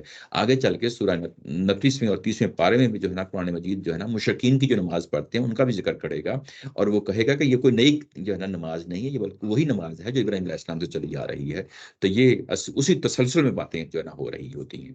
تو یہ یہاں پہ جو نماز پڑھی جا رہی ہے وہ نماز نہیں ہے جو مسلمان جو نہیں ہے قرآن مجید اس کے اندر شامل کر لیتے ہیں، وہ نہیں ہے، بلکہ جو ان کی اپنی نماز ہے. یعنی اصل میں تو مجموعی ہے تو وہی ہے، یعنی رکوع ہوتا ہے، سجدہ ہوتا ہے، تشہد ہوتا ہے، یہ ساری چیزیں ان کے اندر بھی جو ہے نا موجود تھیں. لیکن ظاہر ہے کہ اس کے اندر ذکر کرنا ہے. نماز تو کچھ الفاظ کے مجموعہ بھی ہوتا ہے نا، تو وہ ذکر اب ہم کیا کرتے ہیں؟ قرآن مجید سے کرتے ہیں، تو وہ تو رات سے کرتے ہوں گے، تو اس سے وہ فرق نہیں پڑ جاتا. یعنی وہ تو رات سے پڑھ لی یا ہم نے قرآن پڑھ لی، ایسے کوئی فرق نہیں پڑا. لیکن اصل میں مجموعی ہے تو وہ ہے کیا چیز ہے؟ وہ نماز ہی ہے. جی میں نے اسی کی بات ہو رہی ہے. اچھا یہ جو میں نے کہا نا کہ ایک بات ہوتی ہے، قرآن مجید ایک بات کرتا ہے، ایک مضمون سامنے رکھتا ہے، اس کے بعد ان کے رویوں کو زیر بحث لینا شروع کر دیتا ہے. تو ابھی جو رویہ زیر بحث لایا تھا، آنا رویہ کس کا سامنے زیر بحث آنا تھا مشرکین مکہ کا. لیکن ظاہر ہے کہ ثانوی طور پہ یہاں پہ یہود بھی جو ہے نا ان کو شامل کر لیا گیا، کیونکہ اوپر یہود حضرت ابراہیم علیہ السلام کی اولاد کے حوالے سے جو ہے نا ذکر آیا، انہوں نے کوئی سوال اٹھایا، وہ اسی سے متعلقہ تھا. قرآن مجید نے اس کو پہلے اس کو ٹیکل کر لیا ہے. لیکن اصل میں یہاں پہ بھی مخاطبین کون ہیں؟ مشرکین مکہ ہیں. وہ جو مشرکین مکہ ہیں اب ان کا جو ہے نا ذکر ہوگا، وہ ان کا ذکر بھی کچھ اسی نوعیت کا ہے جو بھی آپ کے سامنے آیا ہے نا، وہ ان کا ذکر بھی کچھ اسی نوعیت کا ہے. تو دونوں چیزوں کو ساتھ مٹھی کر کے قرآن مجید اپنی بات بیان کر رہا ہے. ومن اسلم ممن افترى على الله كذبا او قال اوحي الي ولم يوحى اليه من شيء ومن قال سانزل مثل ما انزل الله.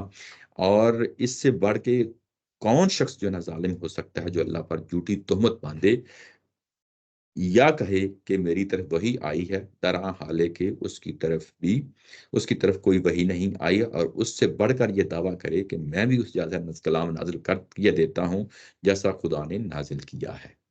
یہ اصل میں اگر آپ بات دیتے ہیں تھوڑی سی گہرائی کے ساتھ دیکھیں تو یہ وہی بات ہے جو پچھلی بات کہی ہے. انہوں نے کس چیز کا انکار کیا؟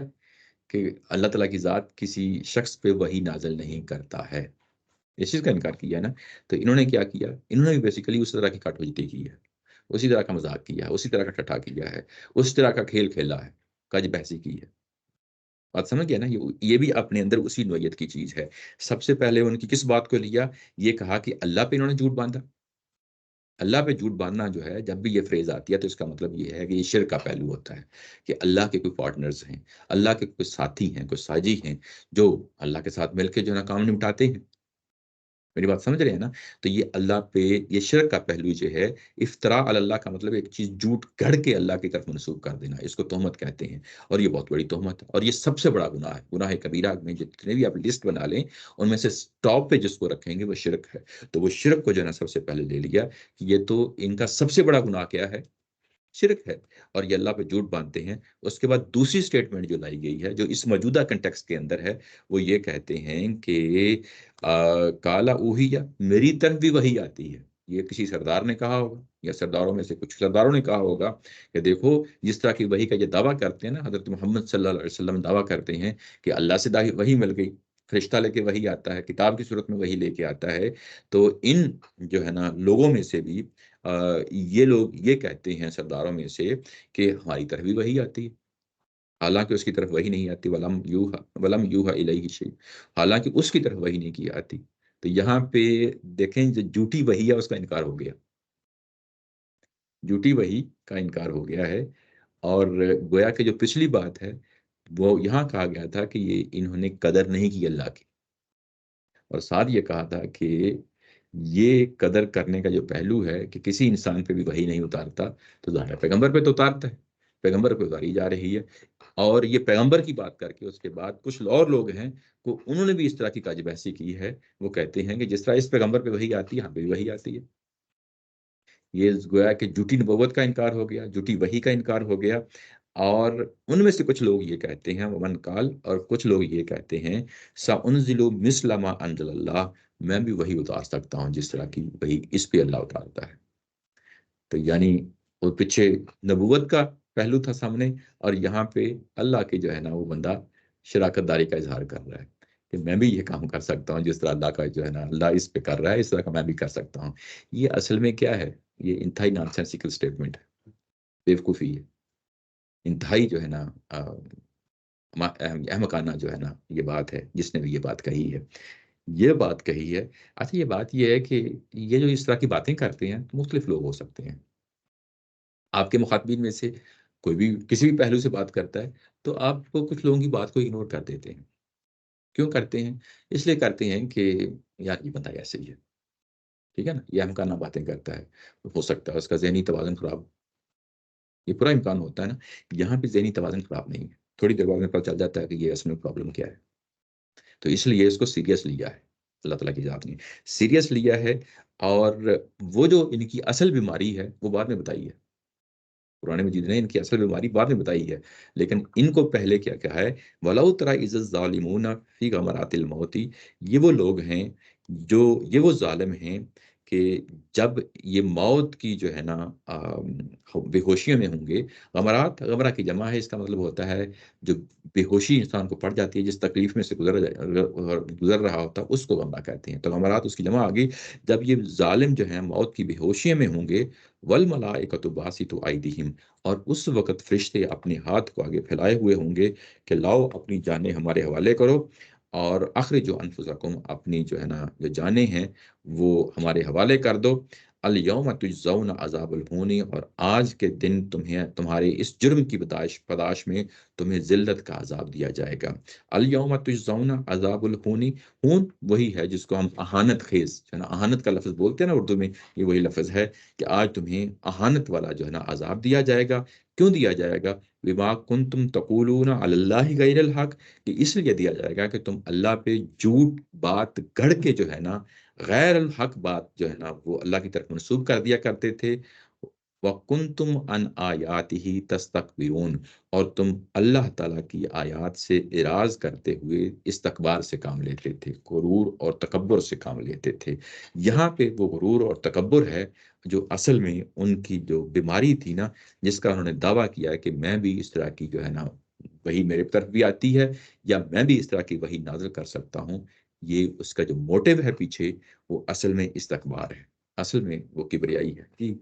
اچھا جی، ادھر جو جان نکالی گئی ہے ادھر نفس کہا گیا ہے، جی میں بتاتا ہوں، تو ہمارے ادھر روح کہتے ہیں کہ روح نکالتے نہیں ہیں، وہ تو اس پہ بھی آتا ہوں، اس پہ بھی آ رہا ہوں، میں تھا بالکل ظاہر ہے بات مکمل نہیں ہوئی تو اس پہ ابھی آتا ہوں۔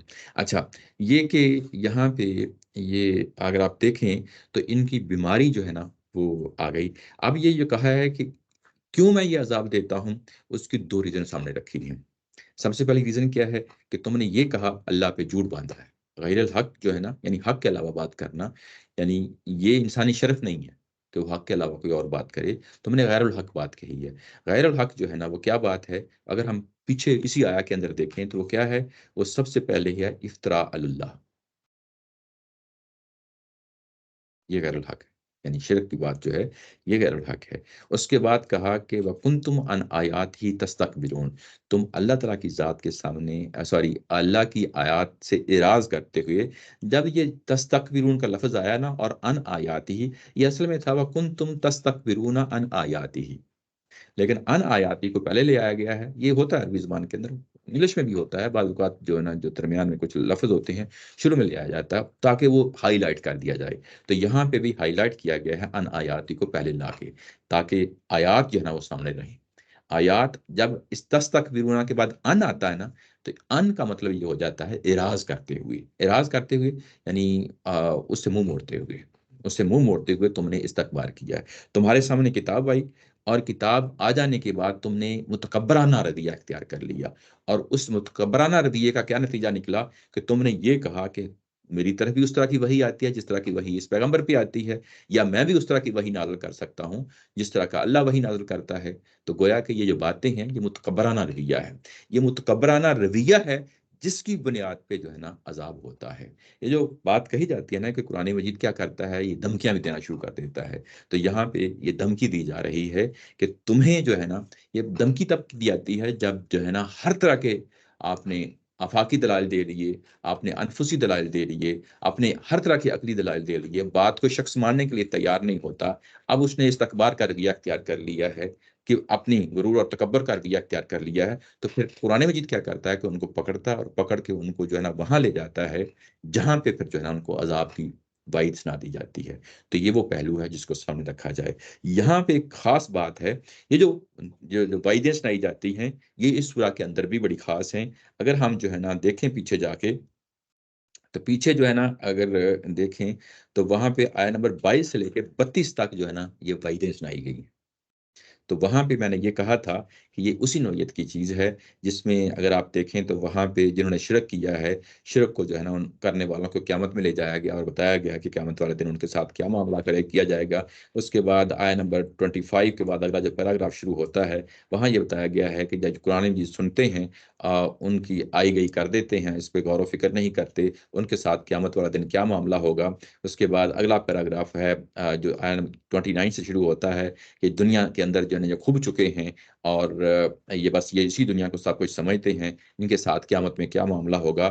تو اب یہاں پہ آ کے 93 میں آ کے یہ لوگ جو استکبار سے کام لیتے ہیں، یہ جو قیامت میں سزا ہونی ہے یا جو قبر کے اندر سزا ہونی ہے، اب آپ کو آئیڈیا ہو گیا ہوگا کہ اصل میں قبر کے اندر بھی سزا کس کو ہوتی ہے یا قیامت کے اندر جس کو سزا ہوتی ہے وہ اصل میں کن کو ہوتی ہے، جو غرور اور تکبر سے کام لیتے ہیں، اللہ تعالیٰ کی آیات کو جو سامنے منہ موڑنے والے ہوتے ہیں، ان کو جو ہے نا یہ سزا ملتی ہے۔ یہاں پہ جو سزا دی گئی ہے وہ بڑی جو ہے نا سوچنے سمجھنے والی ہے کہ یہاں سزا قبر کی سزا ہے۔ یہاں جو بات کہی گئی ہے کہ الیوم تجزون، جس دن جو ہے نا ان کی جان نکال لی جائے گی، اس دن جو ہے نا ان کو یہ فرشتے یہ کہیں گے کہ لاؤ اپنی جانیں حوالے کرو، تو گویا کہ یوں ہی جو ہے نا جان نکلے گی، ساتھ ہی سزا شروع ہو جائے گی، ساتھ ہی سزا شروع ہو جائے گی۔ یہاں پہ جو قبر کا تصور ہے وہ بھی چیز سامنے رہنی چاہیے۔ جو برزخ ہے نا، قرآن مجید اس کو برزخ کہتا ہے یا حدیث میں برزخ کہتے ہیں، اسی کو جو ہے نا قبر کہا جا رہا ہے، یعنی یوں ہی انسان کی جان نکلتی ہے تو برزخ کے حوالے ہو جاتا ہے۔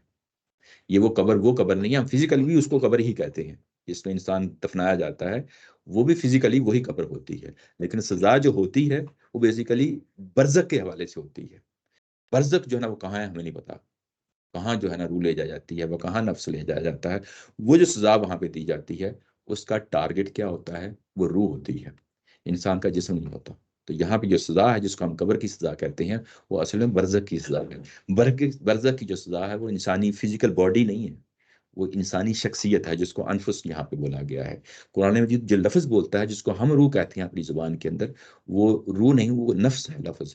تو نفس کیا چیز ہے؟ نفس جو ہے بیسیکلی انسانی شخصیت ہے. انسانی شخصیت کیا چیز ہے یہ اگر ہم دیکھیں تو یہ پوری زندگی جو ہم تگ و دو کرتے ہیں, انسانی شخصیت کچھ چیزوں کا مجموعہ ہوتی ہے. اللہ تعالیٰ کی ذات کہتی ہے کہ میں نے اس کے اندر الہام ڈال دیا کہ اچھائی اور برائی کیا ہے. تو یہ اصل میں انسانی شخصیت ہے. شخصیت جو ہے وہ یہ فیصلے کر رہی ہوتی ہے زندگی کے اندر کہ کون سی چیز جائز ہے اور کون سی چیز ناجائز ہے, کون سی چیز صحیح ہے اور کون سی چیز غلط ہے. یعنی عقل بھی اسی کے ساتھ لنک ہوتی ہے, غور و فکر کرنے کی صلاحیت بھی اسی کے ساتھ لنک ہوتی ہے. یہ وہ شرف ہے جو انسان کو دیا گیا ہے. یہ باڈی کو نہیں دیا گیا بلکہ یہ انسانی شخصیت کو دیا گیا ہے.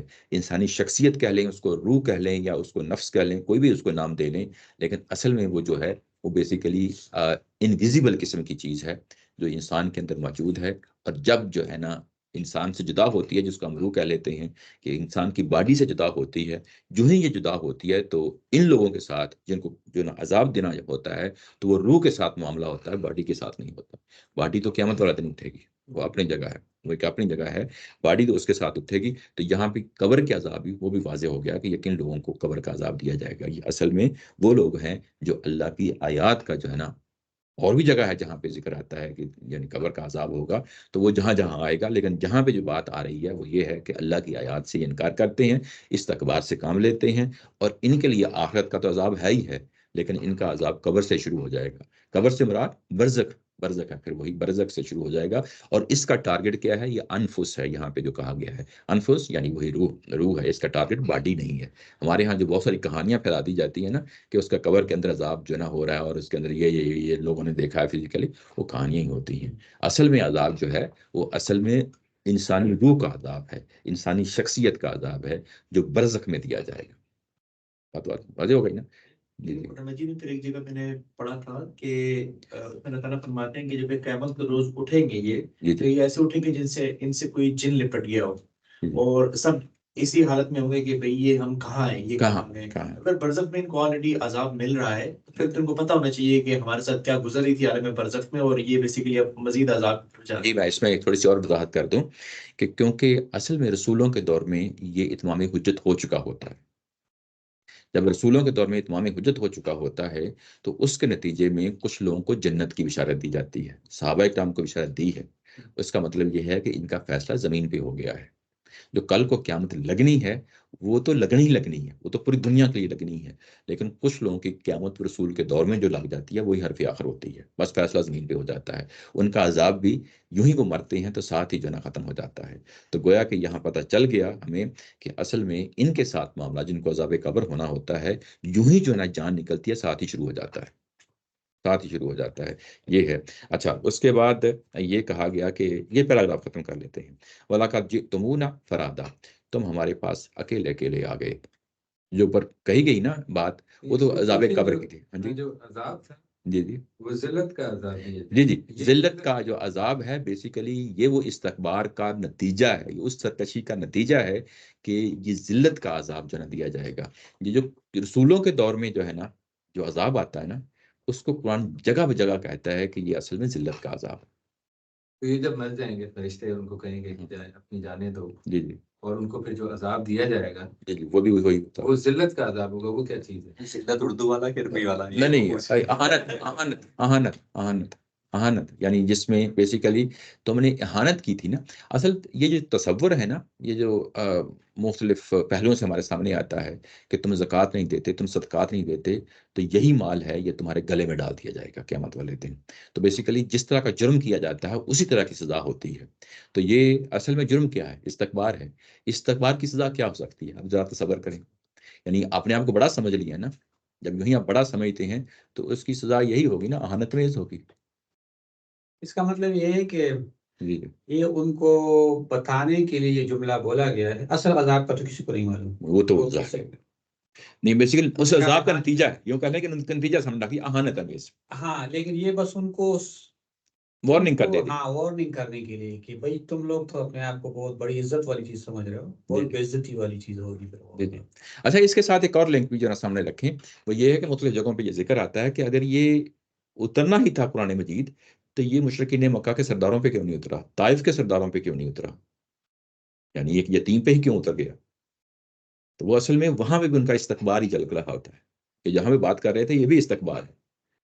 تو استکبار یہ کہ یہ اللہ کی اہانت کرتے ہیں، اللہ کی قدر نہیں کرتے. اللہ جو ہے نا اپنی نعمت کس کو دینی ہے اس نے فیصلہ کرنا ہے.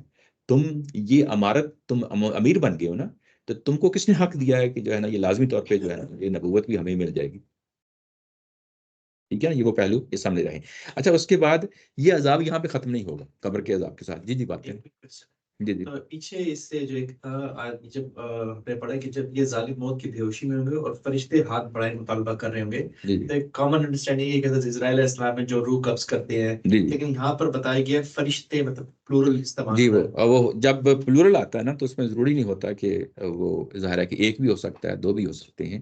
جس طرح حضرت مریم علیہ السلام کے ساتھ جو نا معاملہ ہوتا ہے، سورہ مریم میں جا کے اس کو دیکھیں گے، وہاں بیسیکلی ایک ہی فرشتہ ہے. لیکن سورہ آل عمران میں ہمیں ملائکہ کا نام آتا ہے. تو جب اس طریقے سے جس کو ہم کہتے ہیں نا کہ انڈیفائنڈ طریقے سے بات کرنی ہے تو وہاں ملائکہ کا لفظ آ جاتا ہے، اور ہو سکتا ہے وہ ایک ہی فرشتہ ہو. یہ قرآن کا اپنا اسلوب ہے، یہ چیز بھی سامنے رہنی چاہیے. چلیں بہرحال یہ تو ضمنی پہلو تھا. اچھا تو یہ واضح ہو گئی بات. اس کے بعد یہ جو قبر کا عذاب ہے، اہانت امیز جو عذاب ہے، یہ صرف قبر تک محدود نہیں رہے گا بلکہ قیامت والے دن لیکن بھی. یہ تو ہو سکتا ہے کہ جی جی کی بات کہ اسرائیل علیہ السلام ایک لیڈرشپ کی جگہ پر پاسبل بہت سارے فرشتے ہوں گے، پاسبل بہت سارے لوگوں کو ڈرانے کے لیے بہت سارے آتے ہوں گے، پاسبل، کیونکہ یہ میں نے کہا نا کہ انڈیفائنڈ ہوتا ہے. تو بہت سارے انڈیفائنڈ لوگوں کا کو مطلب ریسیو یہی کرنے کے لیے. انڈیفائنڈ کا مطلب یہی ہوتا ہے کہ ایک بھی ہو سکتے ہیں، کہ زیادہ بھی ہو سکتے ہیں. بلکہ یہ جو حضرت زکریا علیہ السلام کے ساتھ سورہ آل عمران میں وہاں بھی ملائکہ کا لفظ آیا ہے، لیکن اصل میں اگر آپ دیکھیں تو وہاں بھی ایک ہی فرشتہ ہے. تو یہ انڈیفائنڈ چیز ہے، پتہ نہیں ایک سے زیادہ بھی ہو سکتے ہیں. تو انڈیفائنڈ کی چیز کے لیے یہ اس کو بڑی خوبصورتی سے بیان کیا ہے تدبر قرآن میں، سورہ آل عمران میں. وہاں اس کو پڑھیں تو وہاں پہ یہ ایک طریقہ ہے، اسلوب ہے بات کرنے کا. جس طرح ہم انگلش میں نہیں کہتے ہی اور شی کو ڈیفرینشیٹ نہ کرنا ہو تو آخر میں دے لگا دیتے ہیں، حالانکہ پیچھے ایک ہی بندہ ہوتا ہے یا بندی ہوتی ہے. بات سمجھ رہے ہیں نا؟ تو یہ ایک بیسیکلی اس طرح کی نوعیت کی چیز ہے، یعنی زبان کے اندر جو زبان کے محاورے ہیں وہ اس کو بھی سامنے رہنا چاہیے. اچھا بہرحال بات کو آگے بڑھاتے ہیں. بات کو یہ کہ تم اب آگے ہو ہمارے پاس اکیلے اکیلے. یہاں ایک بڑا خوبصورت پہلو ہے جس کو نیچے استاد محترم نے ہائی لائٹ کیا ہے. اوپر بات ہو رہی تھی تھرڈ پرسن میں، اور یہاں پہ آ کے بات ہو گئی فرسٹ پرسن میں. آپ کے سامنے کھڑا ہے، آگے ہو میرے سامنے، ولاقت جئتمونا، تم آگے ہو، فرادا اکیلے اکیلے میرے پاس آ گئے ہو. یعنی یہ جو اسلوب ہوتا ہے یہ گویا کہ اب اس کو کھڑا کر دیا اپنے سامنے اللہ تعالیٰ کی ذات نے. آؤ تم حساب دو، یہ تم وہاں پہ استکبار کر رہے تھے نا، آؤ تم حساب دو. یہ قیامت کا جو ہے نا وہ سامنے منظر آ گیا ہے. کما خلقنکم اول مرہ، جس طرح تم کو ہم نے پہلی دفعہ پیدا کیا تھا نا اس طرح تم آ گئے. وَتَرَكْتُمْ مَا خَوَّلْنَكُمْ، اور تم پیچھے چھوڑ آئے ہو جو کچھ ہم نے تمہیں دیا تھا. خَوَّلْنَكُمْ، جو کچھ ہم نے عنایت کیا تھا، جو کچھ دیا تھا چھوڑ آئے ہو.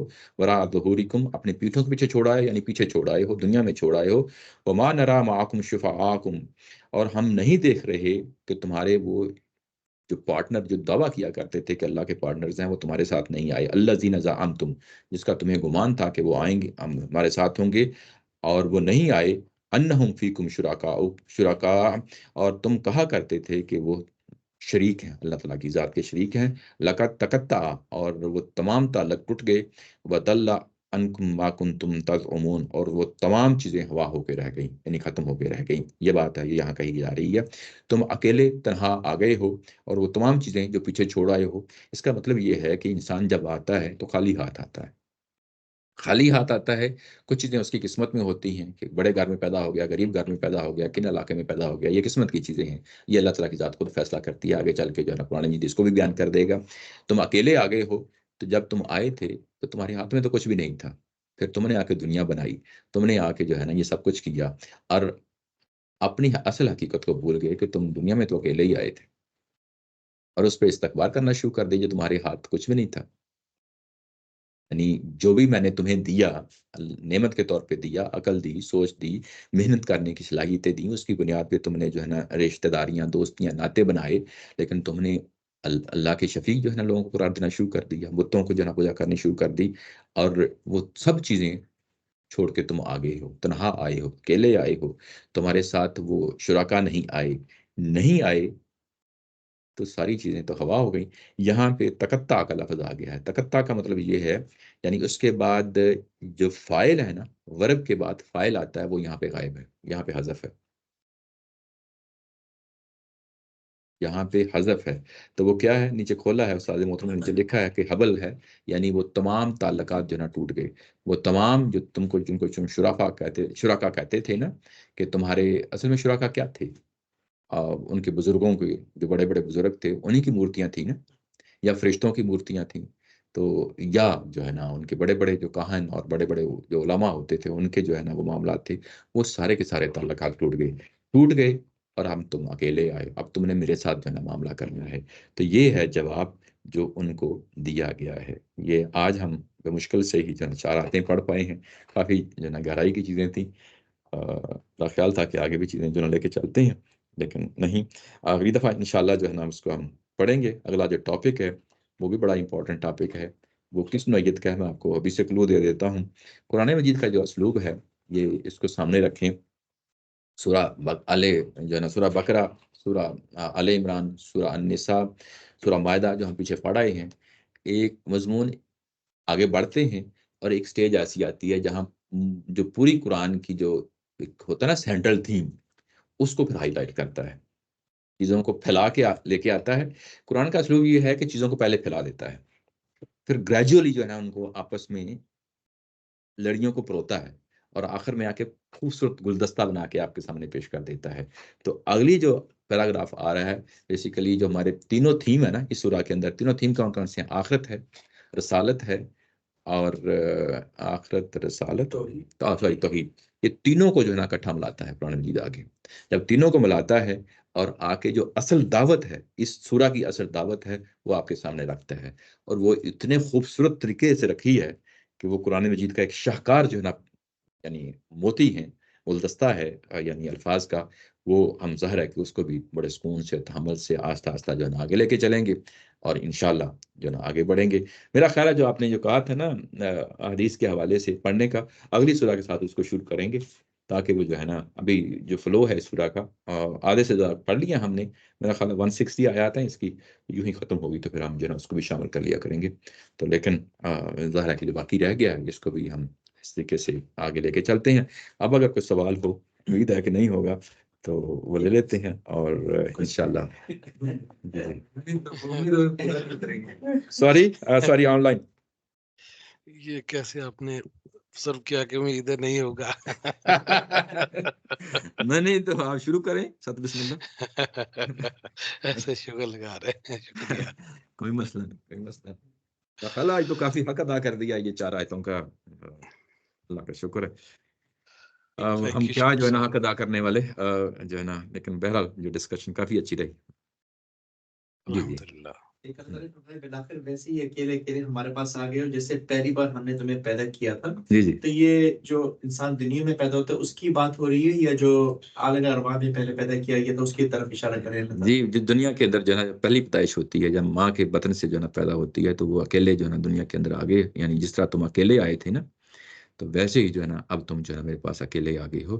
یعنی اس وقت بھی یعنی تمہارے ہاتھ میں کچھ نہیں تھا، کوئی رشتہ داریاں ناطے نہیں تھے، یا کوئی مال و دولت نہیں تھی، سوسائٹی کے اندر کوئی سٹیٹس نہیں تھا، اور تمہارا غرور اور کبریائی اور اس طرح جو ہے نا یہ تمام تصورات جو ہے نا یہ بعد میں پیدا ہوئے ہیں، جب تم عاشق کے اندر ایک مقام بنا چکے ہو۔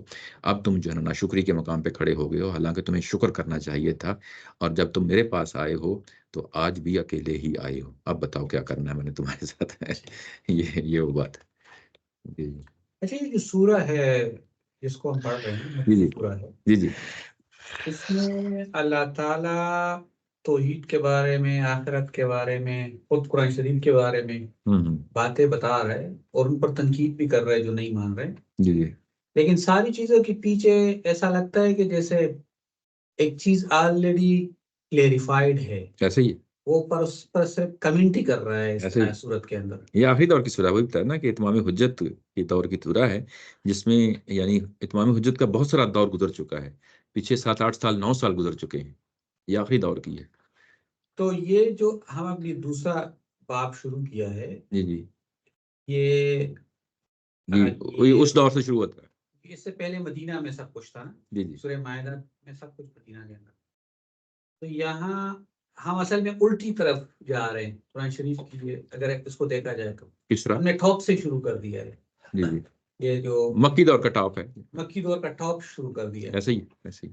ام، اس کے بعد سورہ اعراف ہے، اس کے بعد کے دور کی ہے. اس کے ہاں بعد انفال ہے، انفال مدنی دور شروع ہو جائے گا. ہاں پھر سورہ توبہ ہے. اس کی اس کو اس طرح کیا وجہ ہو سکتی ہے؟ ہم چونکہ مسلمان کے طور پر اس کو پڑھ رہے ہیں تو یہ ٹھیک ہے ہمارے لیے اس طرح. نہیں، یہ تو پہلے کئی دفعہ جو ہے نا جواب دیا. یہ حمید الدین فراہی صاحب نے بیسیکلی اس چیز کو ٹیکل کیا ہے کہ شروع میں مدنی صورتیں کیوں رکھی ہیں. اس لیے رکھی ہیں کہ جو پچھلی تورات کا جو تسلسل ہے نا، وہ بیسیکلی اس کی کنٹینیوٹی رہے اور لوگوں کو یہ محسوس نہ ہو کہ تورات پڑھتے پڑھتے قرآن مجید پڑھنا شروع کر دیا ہے تو یہ کوئی ڈفرینٹ چیز نہیں ہے، یہ وہی چیز ہے.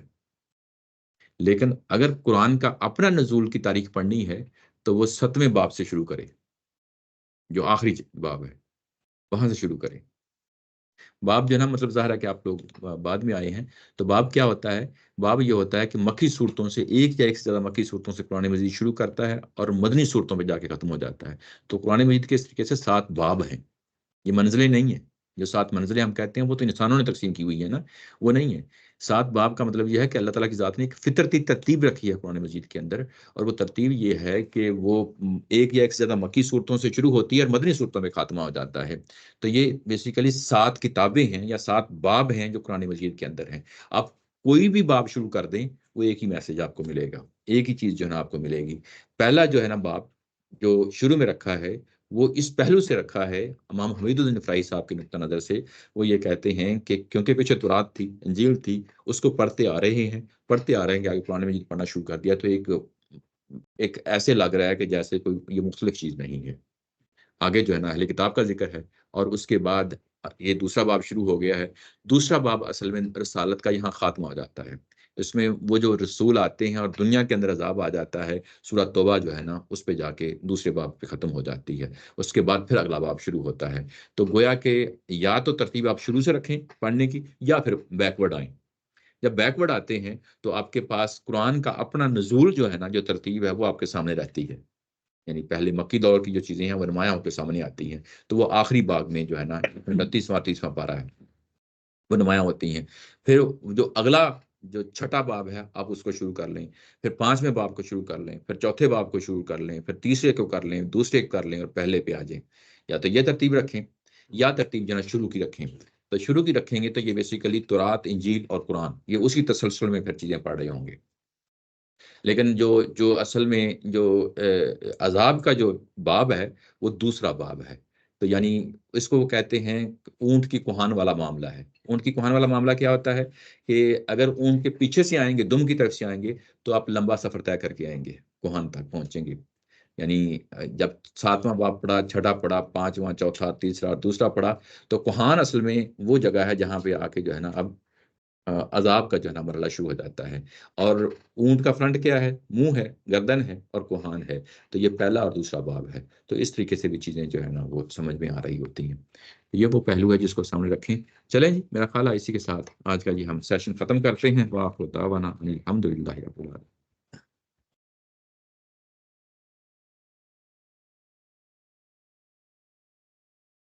بلال نہیں فون